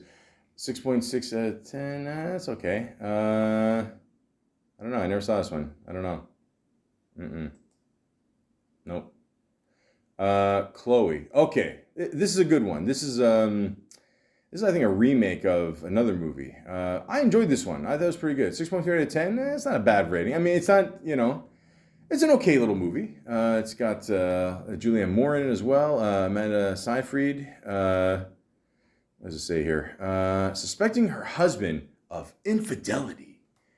Gynecologist. Those guys always get into this shit. Dr. Catherine Stewart hires an escort named Chloe in order to test his faithfulness. Bad mistake. Soon the relationships between all three intensify. Yeah. All right. Yeah. Classic erotic thriller. All right. 2009 style. Okay. I like this one. I thought it was pretty good. I never saw the original. I think there was an original, but I like this one. This one's all right. I like it. I would check it out. Go ahead. I dare you. After dot life. It doesn't actually say dot. It has a dot between after and life. So I don't know if that. I don't know. I heard about this movie. I think this one actually. I think this one did go straight to video. I never saw this one. It doesn't have the best rating, 5.9 out of 10, Then again, you never know. Christina Ricci, Justin Long. It looks pretty trippy here. After a car accident, a young woman caught between life and death meets a funeral director who claims to have the gift of transitioning the dead into the afterlife. Ugh. Oh, that'll definitely keep you in business. Okay, I might have to check this one out. This one looks all right. I heard some things. I heard some good things about this one. So yeah, I might just do that. Then he was in a documentary as a narrator. The Wildest Dream, good money. Clash of the Titans. Okay. Why would they remake this? Who knows? But I don't know. My dad was really psyched to see this movie. So psyched that he took me to go see it 4 weeks after it came out. Which I think if we had another week, we could have just seen it on video. But I don't know. I mean, obviously, nothing's gonna top the original. Again, this is a movie that I totally forgot Liam Neeson was in. And he did play Zeus, so that's cool. The A-Team. There we go. Okay. Dun, dun, dun, dun, dun, dun, dun, dun, dun, dun. Is that the A-Team thing? I think it is. Oh no! What the fuck am I? No. Dun dun dun dun dun dun dun dun dun dun dun dun dun dun. The fuck was I singing before? Dun dun dun dun dun. No, the fuck is that? I forget. It sounds so familiar. Anyways, I like this movie. I like it. Good little movie. Obviously, this is from the TV show, The A-Team, which, I had shootouts in that series where, they were like 5 feet away from each other. Everybody missed for some reason, but it's still a good little entertaining show. Obviously, everybody remembers Mr. T, It's, good little show. And they decided, fuck it, let's make it into a movie. A group of Iraq War veterans look to clear their names with the U.S. military who suspect the 4 men of committing a crime for which they were framed. It's the same song, it's just, what are you going to do? So you got Liam Neeson in as Hannibal. You got Bradley Cooper as Face. Charlton Copley as Murdoch. And of course, you got to have Quentin Rampage Jackson as B.A. Baracus. There you go. I saw an interview one time we did with a woman. The point is, Jessica Biel, she's cool. Petra Wilson, Gerard McCraney. Wasn't he Major Dad? Yeah, I remember that dude. Yeah. Yeah. I remember. I remember. You remember Major Dad? Yeah. No, you don't remember it. But the point is, a good little movie. Nothing too spectacular or whatever. But hey, as good as the show. I'll be honest. I think it's, well, I wouldn't say it's better than the show because the show was a little bit more comical. But this one they have funny parts as well. But it's a good little movie. I liked it. I think you should check it out. Cubed. TV series he did, The Big C. That's too easy. It's a TV series. The Next 3 Days. I remember this movie. This is a good movie. Okay, so again, I remember this being a Russell Crowe movie, but also Liam Neeson was in it. I totally forgot. Shit. I haven't seen this movie in a while. Only watched it once, but when it first came out. But this is a good little movie. A married couple's life is turned upside down when the wife is accused of a murder. Listen, I know we've heard this plot a fucking billion times, but Russell kicks some serious ass in it. I mean, the whole thing, like how they have to like figure out like how to like prove, she's innocent, whatever, and it's pretty good. Again, I don't want to give a lot away. The ending is really good. The ending is a good payout for sure. It's not one of those movies where it's like, oh, it's good, but there's ever good. Trust me, it's got a good ending. So 7.3 out of 10, pretty good rating. So I would, was Liam Neeson maybe he was the cop in it or something? I forgot. I haven't seen it in a while, but I do remember that was a good movie. So check that one out. The Chronicles of Narnia, The Voyage of the Dawn Treader. I only remember reading the first book. I didn't know they made this fucking many. I don't know if it's for the movie or whatever, but who knows. But again, yeah, let's keep this paycheck going. Unknown. Okay, this sounds familiar. This one. Yeah, okay, I remember this one, yeah. When a man awakens from a coma only to discover that someone has taken on his identity, he teams up with a young woman to prove who he is. This one, good one, okay? Again, we're entering territory with Liam Neeson where I hate to say this, a lot of times he's just getting revenge on people, waking in and out of comas, family going missing, shit happening to his family, That's the whole, thing for the next 10 plus years with this. But a lot of hits, a lot of misses, but this is one of the good ones, okay? So definitely, check this one out for sure. This is a good one. I like it. Don't worry, I won't steer you wrong. Life's Too Short. It sure is. It's a TV series he did. The Gray. Oh, this is a good one.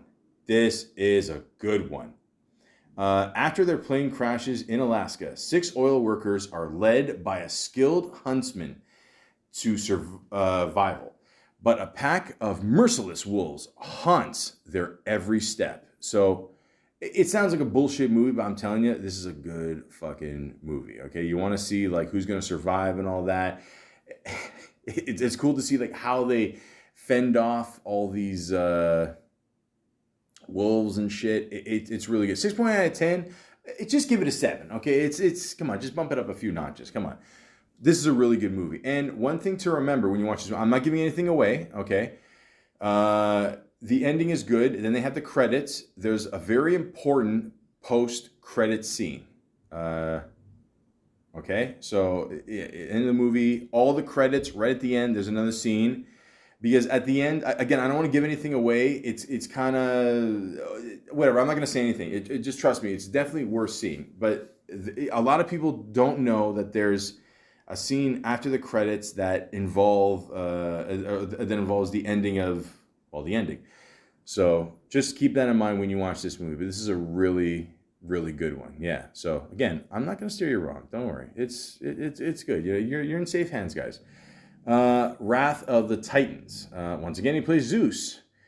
And once again, it's just a CGI fest. I don't know, guys. It's just, I'm more used to the older school shit. Everything's just on a green screen these days. I don't know. It's decent, I guess, but, whatever.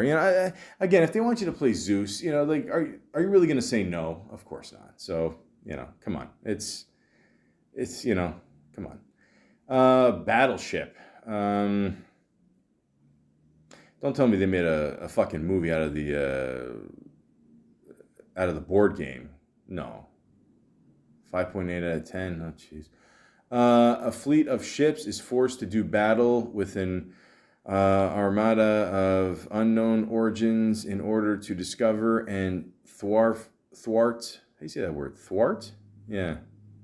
Their destructive goals. Ugh. God, no. This looks stupid. This is, you know. You know what? Now I remember. You know what? No. No, I was gonna say. I remember I saw one of these stupid movies recently, or trailers or whatever, and they have like it's just weird hearing a Tupac song in like a CGI fest movie. It just pisses me off. I don't know. It just does. Tupac would definitely not approve. What are you gonna do? The Dark Knight Rises. Okay, so he again. This is the end of the Christopher Nolan trilogy of Batman. Reprises his role just for a little bit. Yeah, again, I feel out of the three, this is the weaker one. That's not to say it's a bad movie. I think a little bit longer than it had to be. For me, it was kind of predictable in places, and that's one of my biggest pet peeves about movies. If not my biggest pet peeve is if a movie's predictable, then it just kills it for me. But still, good movie. I mean, I won't give anything away. But reprise his role. Why not? I want to be part of that DC universe. Fuck yeah. Taken 2.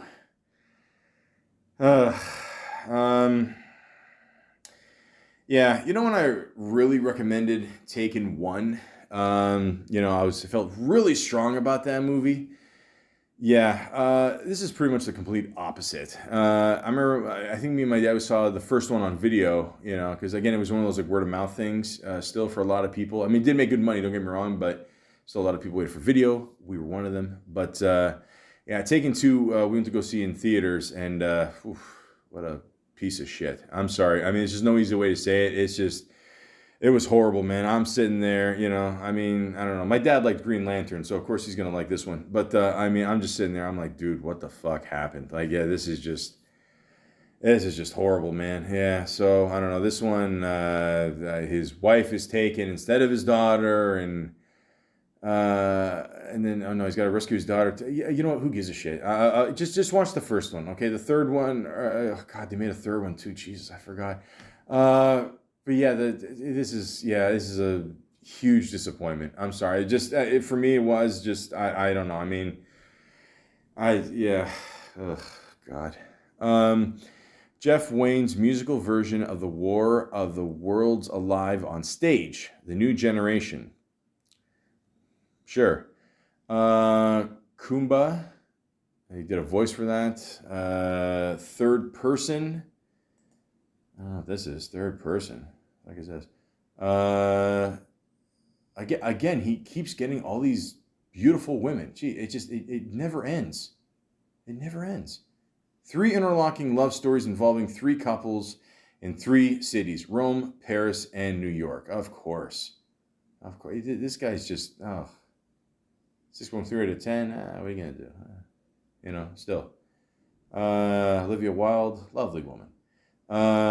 Killed it in Ghostbusters, by the way. That was awesome. Anchorman 2, The Legend Continues. Okay, so I'm a huge fan of the first Anchorman. I'm not going to lie. When I first saw Anchorman 2, I wasn't a fan of it. And I thought it was okay. But then I watched it the second time, like years later.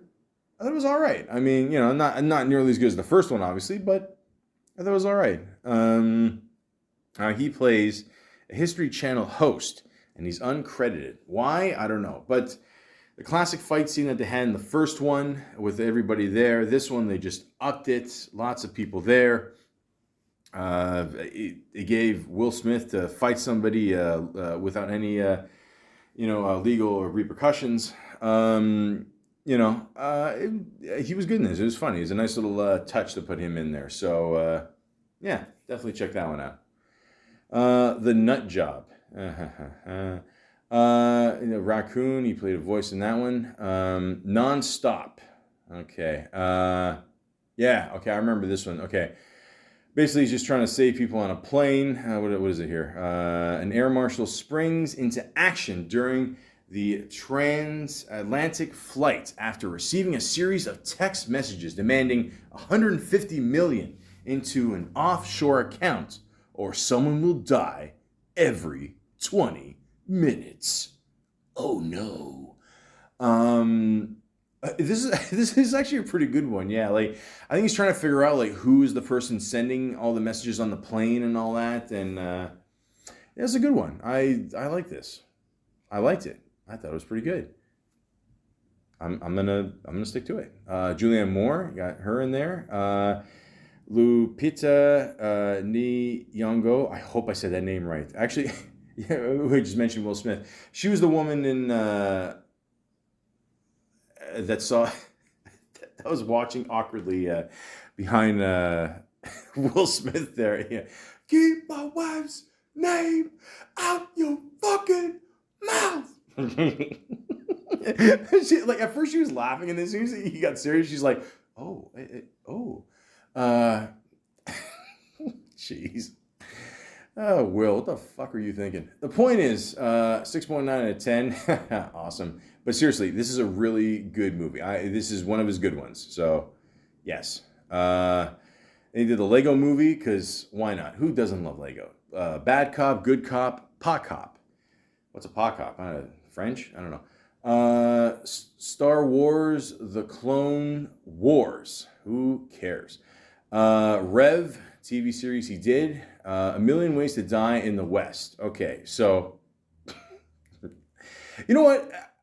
Okay, is this the best comedy in the world? No, but it's definitely got a lot of funny parts. I like like a lot of it was kind of slow in parts, but for the most part, I thought it was funny. I enjoyed this movie. So what happened was Seth MacFarlane, he's the star of the movie. I don't. He's done a little show called Family Guy. I don't know if you've heard. American Dad, Cleveland Show. Okay, they all can't work. But the point is, he wanted Liam Neeson to play the bad guy. But Liam Neeson said, "I'll do it, but I'm not changing my voice. I'm going to do it just the way I sound." Because if you go on YouTube here, you can see they made fun of him before, and I guess someone, told him they made fun of him, and fuck it, I'll just play it. But Montana, when will you be back? That's none of your concern. You gotta take care of the offspring. Gonna take a fortnight at least to get this herd down to St. Louis on Mississippi. This glen's gonna be tough to traverse, and that river's gotta be 50, 60 meters wide, and God knows how many fathoms. To hell with parliamentary procedure. We've got to wrangle up some cattles. You bastard. So, yeah, after that, he was like, you know what? I'm not changing my voice. I'm just going to be who I am. So, I thought it was funny. It was a good little movie. I mean, nothing, it's not as funny as Ted, obviously, but, I still liked it. I thought it was all right. Got a nice little cast here. Obviously Seth MacFarlane, Charlize Theron. There's a Theron. I forgot. Apparently she had her head shaved because she was getting into too many fights with Tom Hardy on set there. So she had to wear a wig. Amanda Seyfried, Giovanni Ribisi, Neil Patrick Harris, Sarah Silverman. Yeah, good little cast. So I they got criticized a bit. I don't know why, but I thought it was funny. There's a funny scene involving was it Doc Brown from Back to the Future. I thought that was I thought that was funny. But yeah, check it out. Why not? Khalil Gibran's, The Prophet. He plays Mustafa. All right, so again, more voiceover work, guys. He's got a very distinct voice. I'm not surprised he's getting all this work, so that's cool. Save NYC horse carriages. Yeah, we talked about this before. Are we gonna ride horse and carriage, racing better? I'll get you the shit that Gretzky skate on. A walk among the tombstones. Sounds familiar. Sounds familiar. I don't remember this one. Its title sounds familiar, but I don't know. Private investigator Matthew Skulder is hired by a drug kingpin to find out who kidnapped and murdered his wife. It just, between him and Harrison Ford, I don't know. They just cannot hold down a family. It just, I would listen. If you're any one of these guys, tell them, if you're in a movie, tell your family, don't leave the house. It's shit's gonna happen. That's it. But this one, honestly, I don't remember. So, unfortunately, I remember Taken 3. Holy shit. Just when you thought Taken 2 couldn't get any worse. Taken 3 comes out and, oh Christ! It just, I don't know. They just bled this series dry. Oh my God! Yeah, even Forrest Whitaker couldn't help this one. It just, I don't know. And then the wife dies, and fuck, who cares? Guys, I just saved you 2 hours. Trust me. It's not worth it. I don't know. Again, I can't stress enough. Just see Taken 1, 2, and 3. That's it. Okay? That's it. Okay? We're done with this. Clash of Clans, Revenge. As a shorty did. Run All Night. Run All Night. Run All Night. Don't know. Sort of looks familiar, but I don't know. This one was... Oh, yeah. Ed Harrison, this one. Yeah. Okay. This one was okay. Mobster and a hitman, Jimmy Conlon, has one night to figure out where his loyalty lie. The rest of the mob shit. Yeah. This one was okay. It was all right. Nothing... it had its moments here and there, but... I feel way better than Taken 3. That's shit I took this morning. Fuck. The Gardens of Definition Moments TV series. The Family Guy, a couple episodes there. There you go. Oh yeah, that's right. Didn't he end up getting he ended up getting into a fight with with one of the people, I think. Yeah, that's right. Okay, hold on. Let's see if I can find this. Yep, got it. I was too scared to fight Liam Neeson. That's why he's my big fat houseboy now. Well, Peter, I'm out of crackers and I'm gluten-free. So what I need you to do is go to a local gym and ask men to pee in your hands. What the hell? Come on. What are you waiting for, Griffin? No, Liam. I'm not doing your stupid chores anymore. And there's something else I gotta tell you. Your story thread in Love Actually is the second worst. You better take that back. No way your son would learn the drums in that amount of time. Oh, that tears it.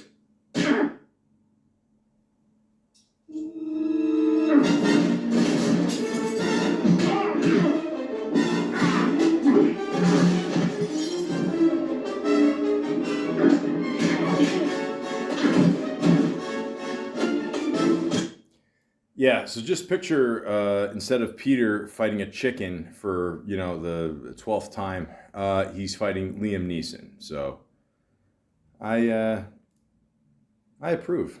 I'm not going to lie. So it's good to see that Liam Neeson's got a good sense of humor. He can make fun of himself. It's nice. I like it. Then he was in the movie Entourage.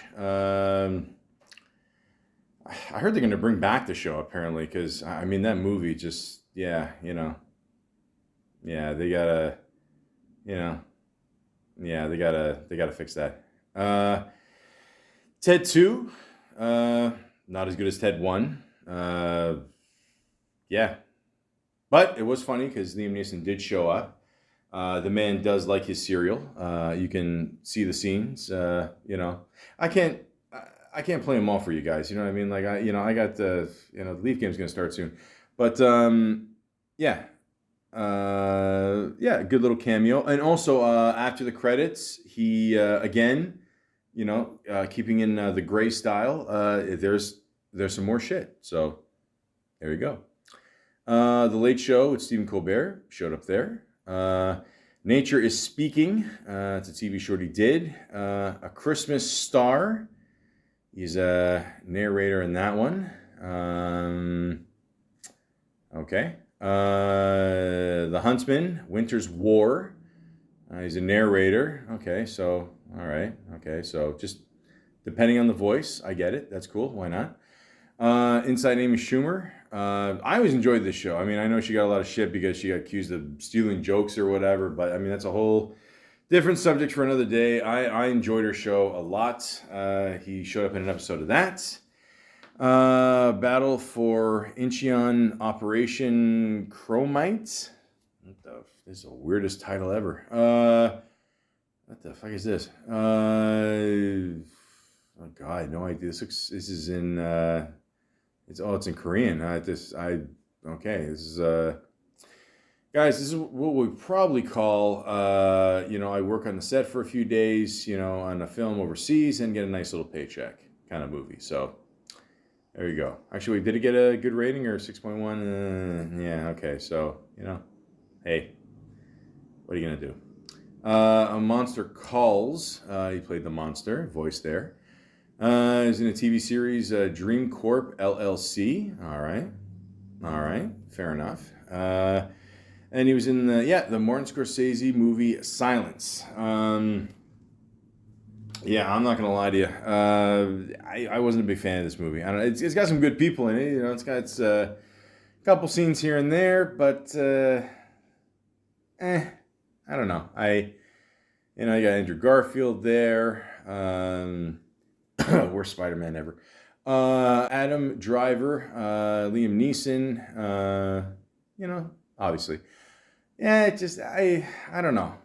A little long for me. And I know it's a Martin Scorsese movie, I get it, but it was like, it felt long. You know what I mean? It's not like you're watching Wolf of Wall Street. You know what I mean? Like, I don't know. I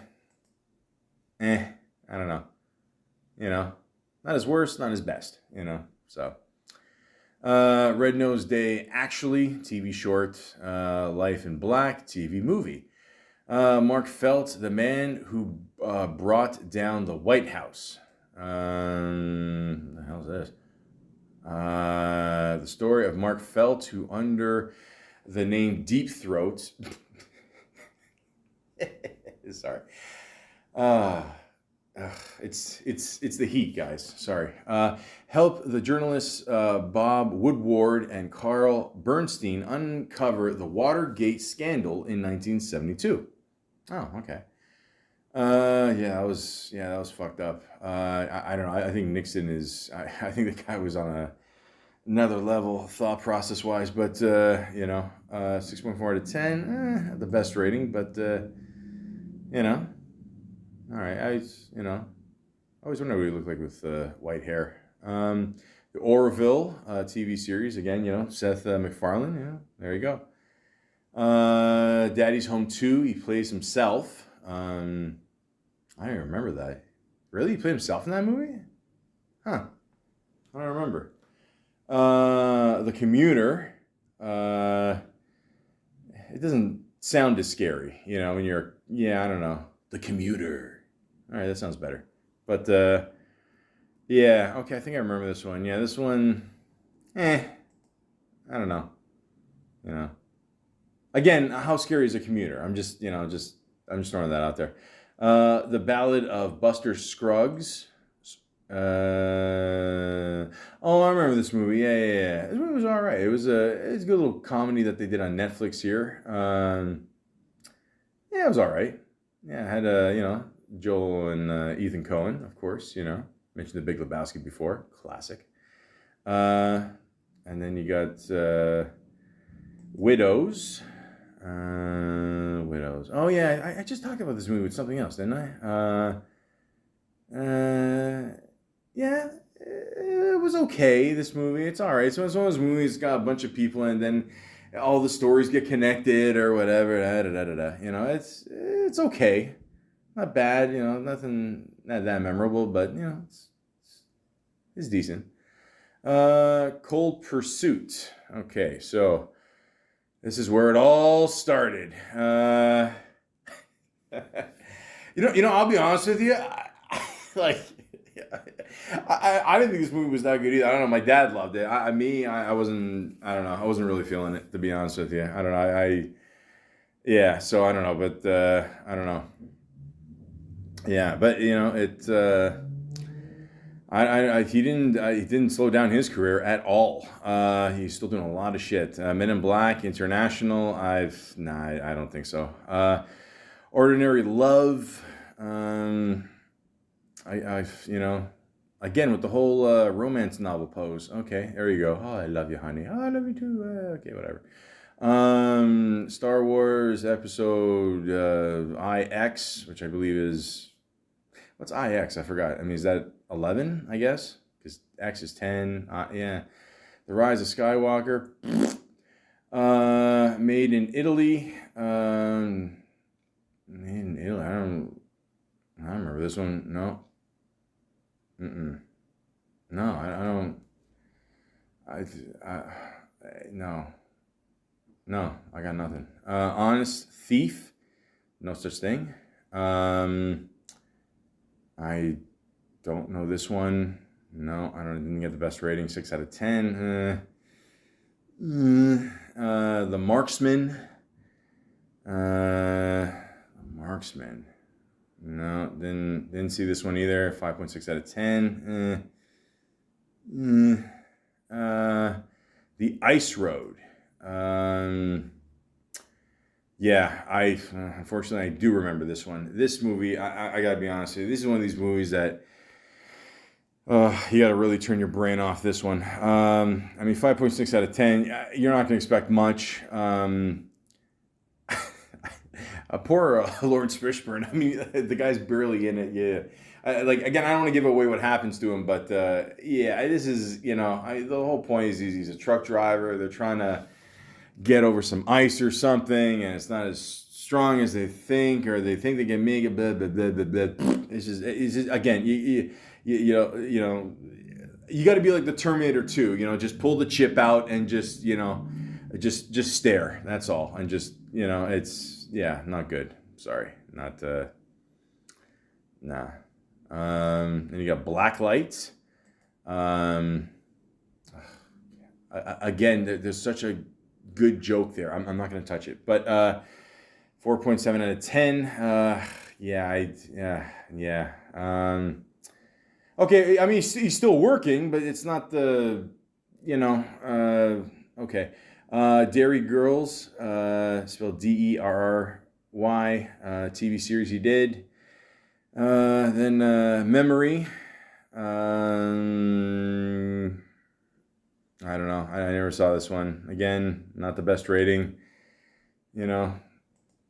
But, I mean, the guy's almost 70 and he's still just going around kicking ass, man. So, you got to give him at least that credit, okay? So, but I'll tell you what you absolutely have to give him credit in. And this is the main reason why I talked about Mr. Liam Neeson today. Okay, so I watched the show Atlanta. Overall, it's still a pretty good show. I'm not going to lie to you. They had 2 episodes this season, season 3, that are just completely pointless. I don't care what anybody says. It doesn't involve any of the characters, you know. I don't know, just a bunch of white people with problems. Who cares? But this one episode that I recently saw, I could describe what happened, but you know what? Fuck it. I'm just going to play the whole part. Enjoy. Hey, I know you. You're that Robert, right? Baby boy, yeah. Yeah. Ain't you, Oh, yeah. I've got a particular set of skills. Oh, shit. Man, you about the last person I expect to see in here, man. Yeah, well, I don't think anyone expects to see anyone in here. Right? Right. I mean,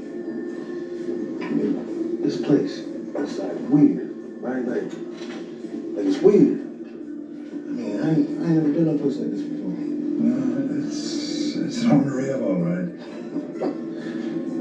Damn. How'd you get here? I just followed the local. What to do? What you mean? Oh, did they strangle a fan? Shag a teenager? I think of him. Thank you. You don't have to say. It's fine. It's your business.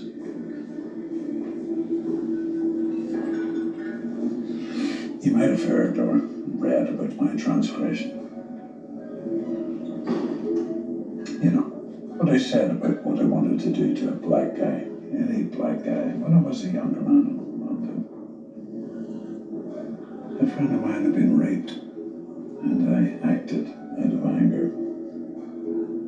I look back now, and it honestly frightens me. I thought people knowing who I once was would make clear who I am, who I've become.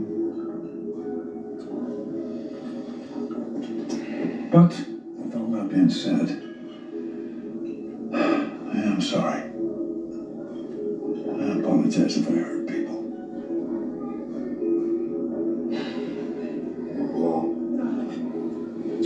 between you and me, I still fuck with Techie. Shit, man, look, it's good to know that you don't hate black people now, you know? Well, no.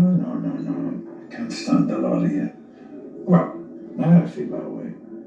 Because you tried to ruin my career. Didn't succeed, mind you. However, I'm sure one day I will get over it. But until then, we are mortal enemies. I'll see you around, big lad. Yeah, all right, man. Yeah. Hold on. Wait, man. But then you learn that you shouldn't say shit like that? Aye. But I also learned that the best and worst part about being white is you don't have to learn anything if you don't want to. Take it easy, paperboy.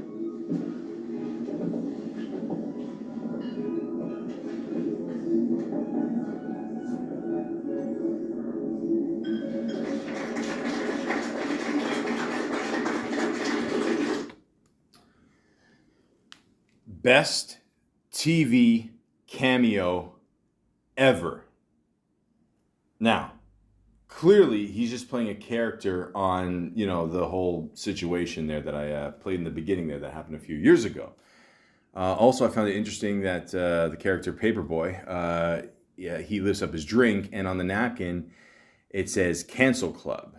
So, that's interesting. Also, when Liam Neeson is taking a drink, he doesn't even move his hands. He just bends his head over and just sips from a straw. So, it's almost like he's saying, listen, I don't use my hands anymore. I'm not going to do anything, inappropriate, whatever. I'm not thinking of hitting anybody, nothing violent. I mean, that's what I got out of it. So, that was... That was fucking crazy, man. He popped out of nowhere. I mean, this is only the second time I've watched this clip, but I mean, this is just insane. Atlanta always seems to have, that one episode every season where, people are definitely gonna talk about it after, but this is just an insane cameo. And again, it takes balls to do this, and especially the shit he said at the end there. I mean, I don't agree with, by the way, but I'm just saying, I mean, it was, it's crazy, man. I don't know. Again, you got to check this clip out. I watched this whole episode. I mean, because the whole thing is Paperboy took,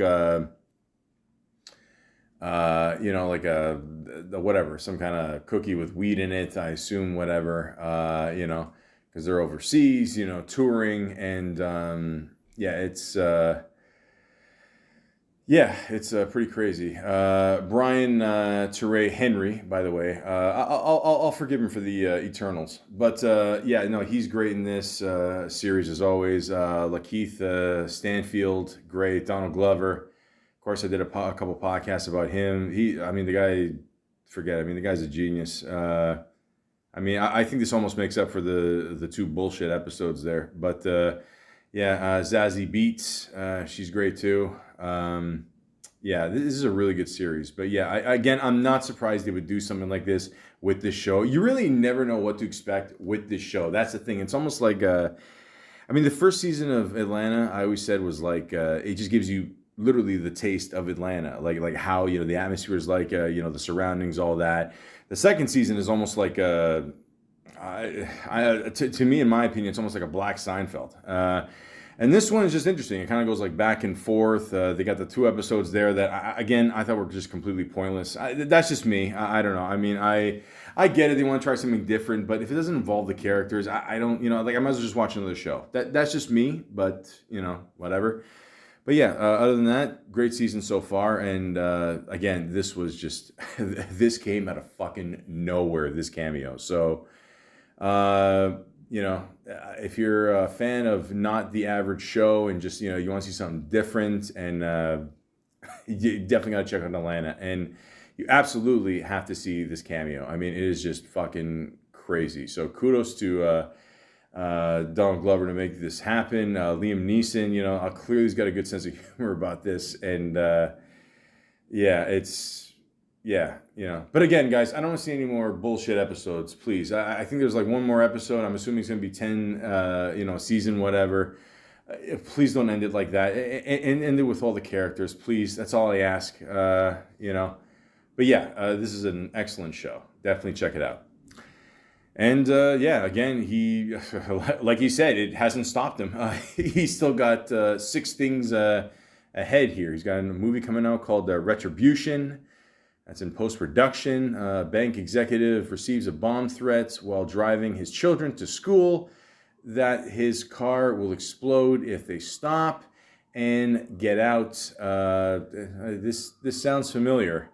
A remake of the 2015 Spanish film El Desconocido.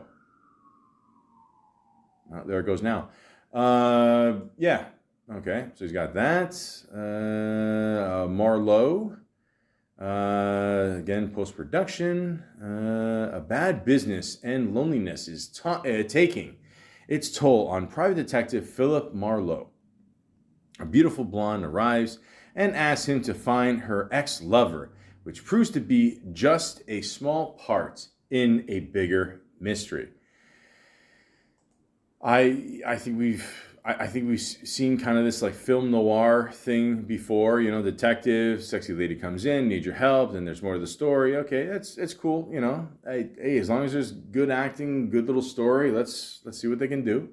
In the Land of Saints and Sinners, currently filming, follows a retired assassin who gets himself drawn into a lethal game of cat and mouse with a trio of vengeful terrorists. Oh, there you go. Okay, so that's the Liam Neeson I know. There you go. Okay, cold storage.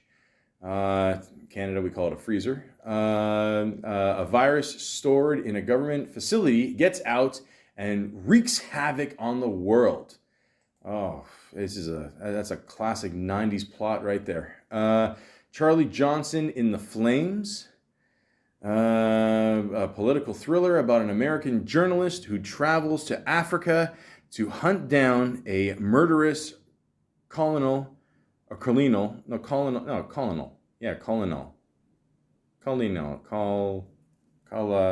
the hell out of here, and brings him to justice. All right, there you go. Okay. And last but not least, we have Thug. Just announced. And it's about an aging San Pedro gangster attempts to reconnect with his children and rectify the mistakes in his past. But the criminal underworld won't loosen their grip willingly.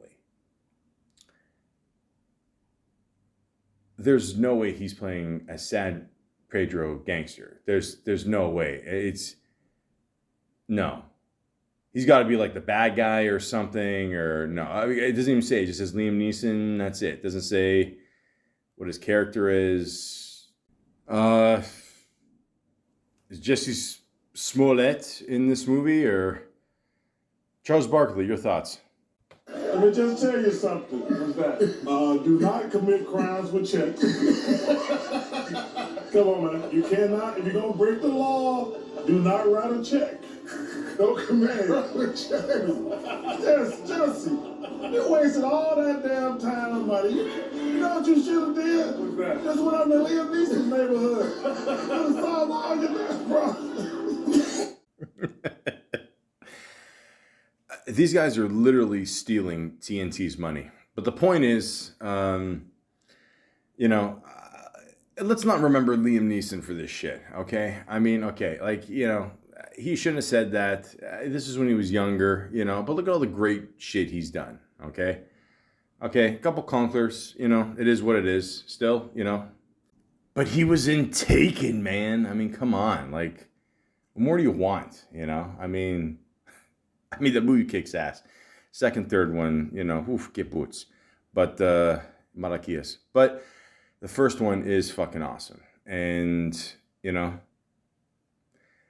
maybe that's the one thing that he'll always be remembered for, you know, is just being in that kick-ass movie. And just like all of his other movies, just always kicking ass and just, you know, refuses to stop and keep moving forward. I mean, that's pretty much the life of Liam Neeson. And at the time, even though it was nearly 40 years ago, I didn't think about that. Mm. All those things surprised me. But it was this primal hatred, I guess, that really, really shocked me. When I eventually came down to earth and saw what I was doing, going out looking for a fight. Not the way, that's never, and It's that's what basis of every movie too, that just, it goes on. And I wish we had time. Violence breeds violence. Bigotry breeds bigotry.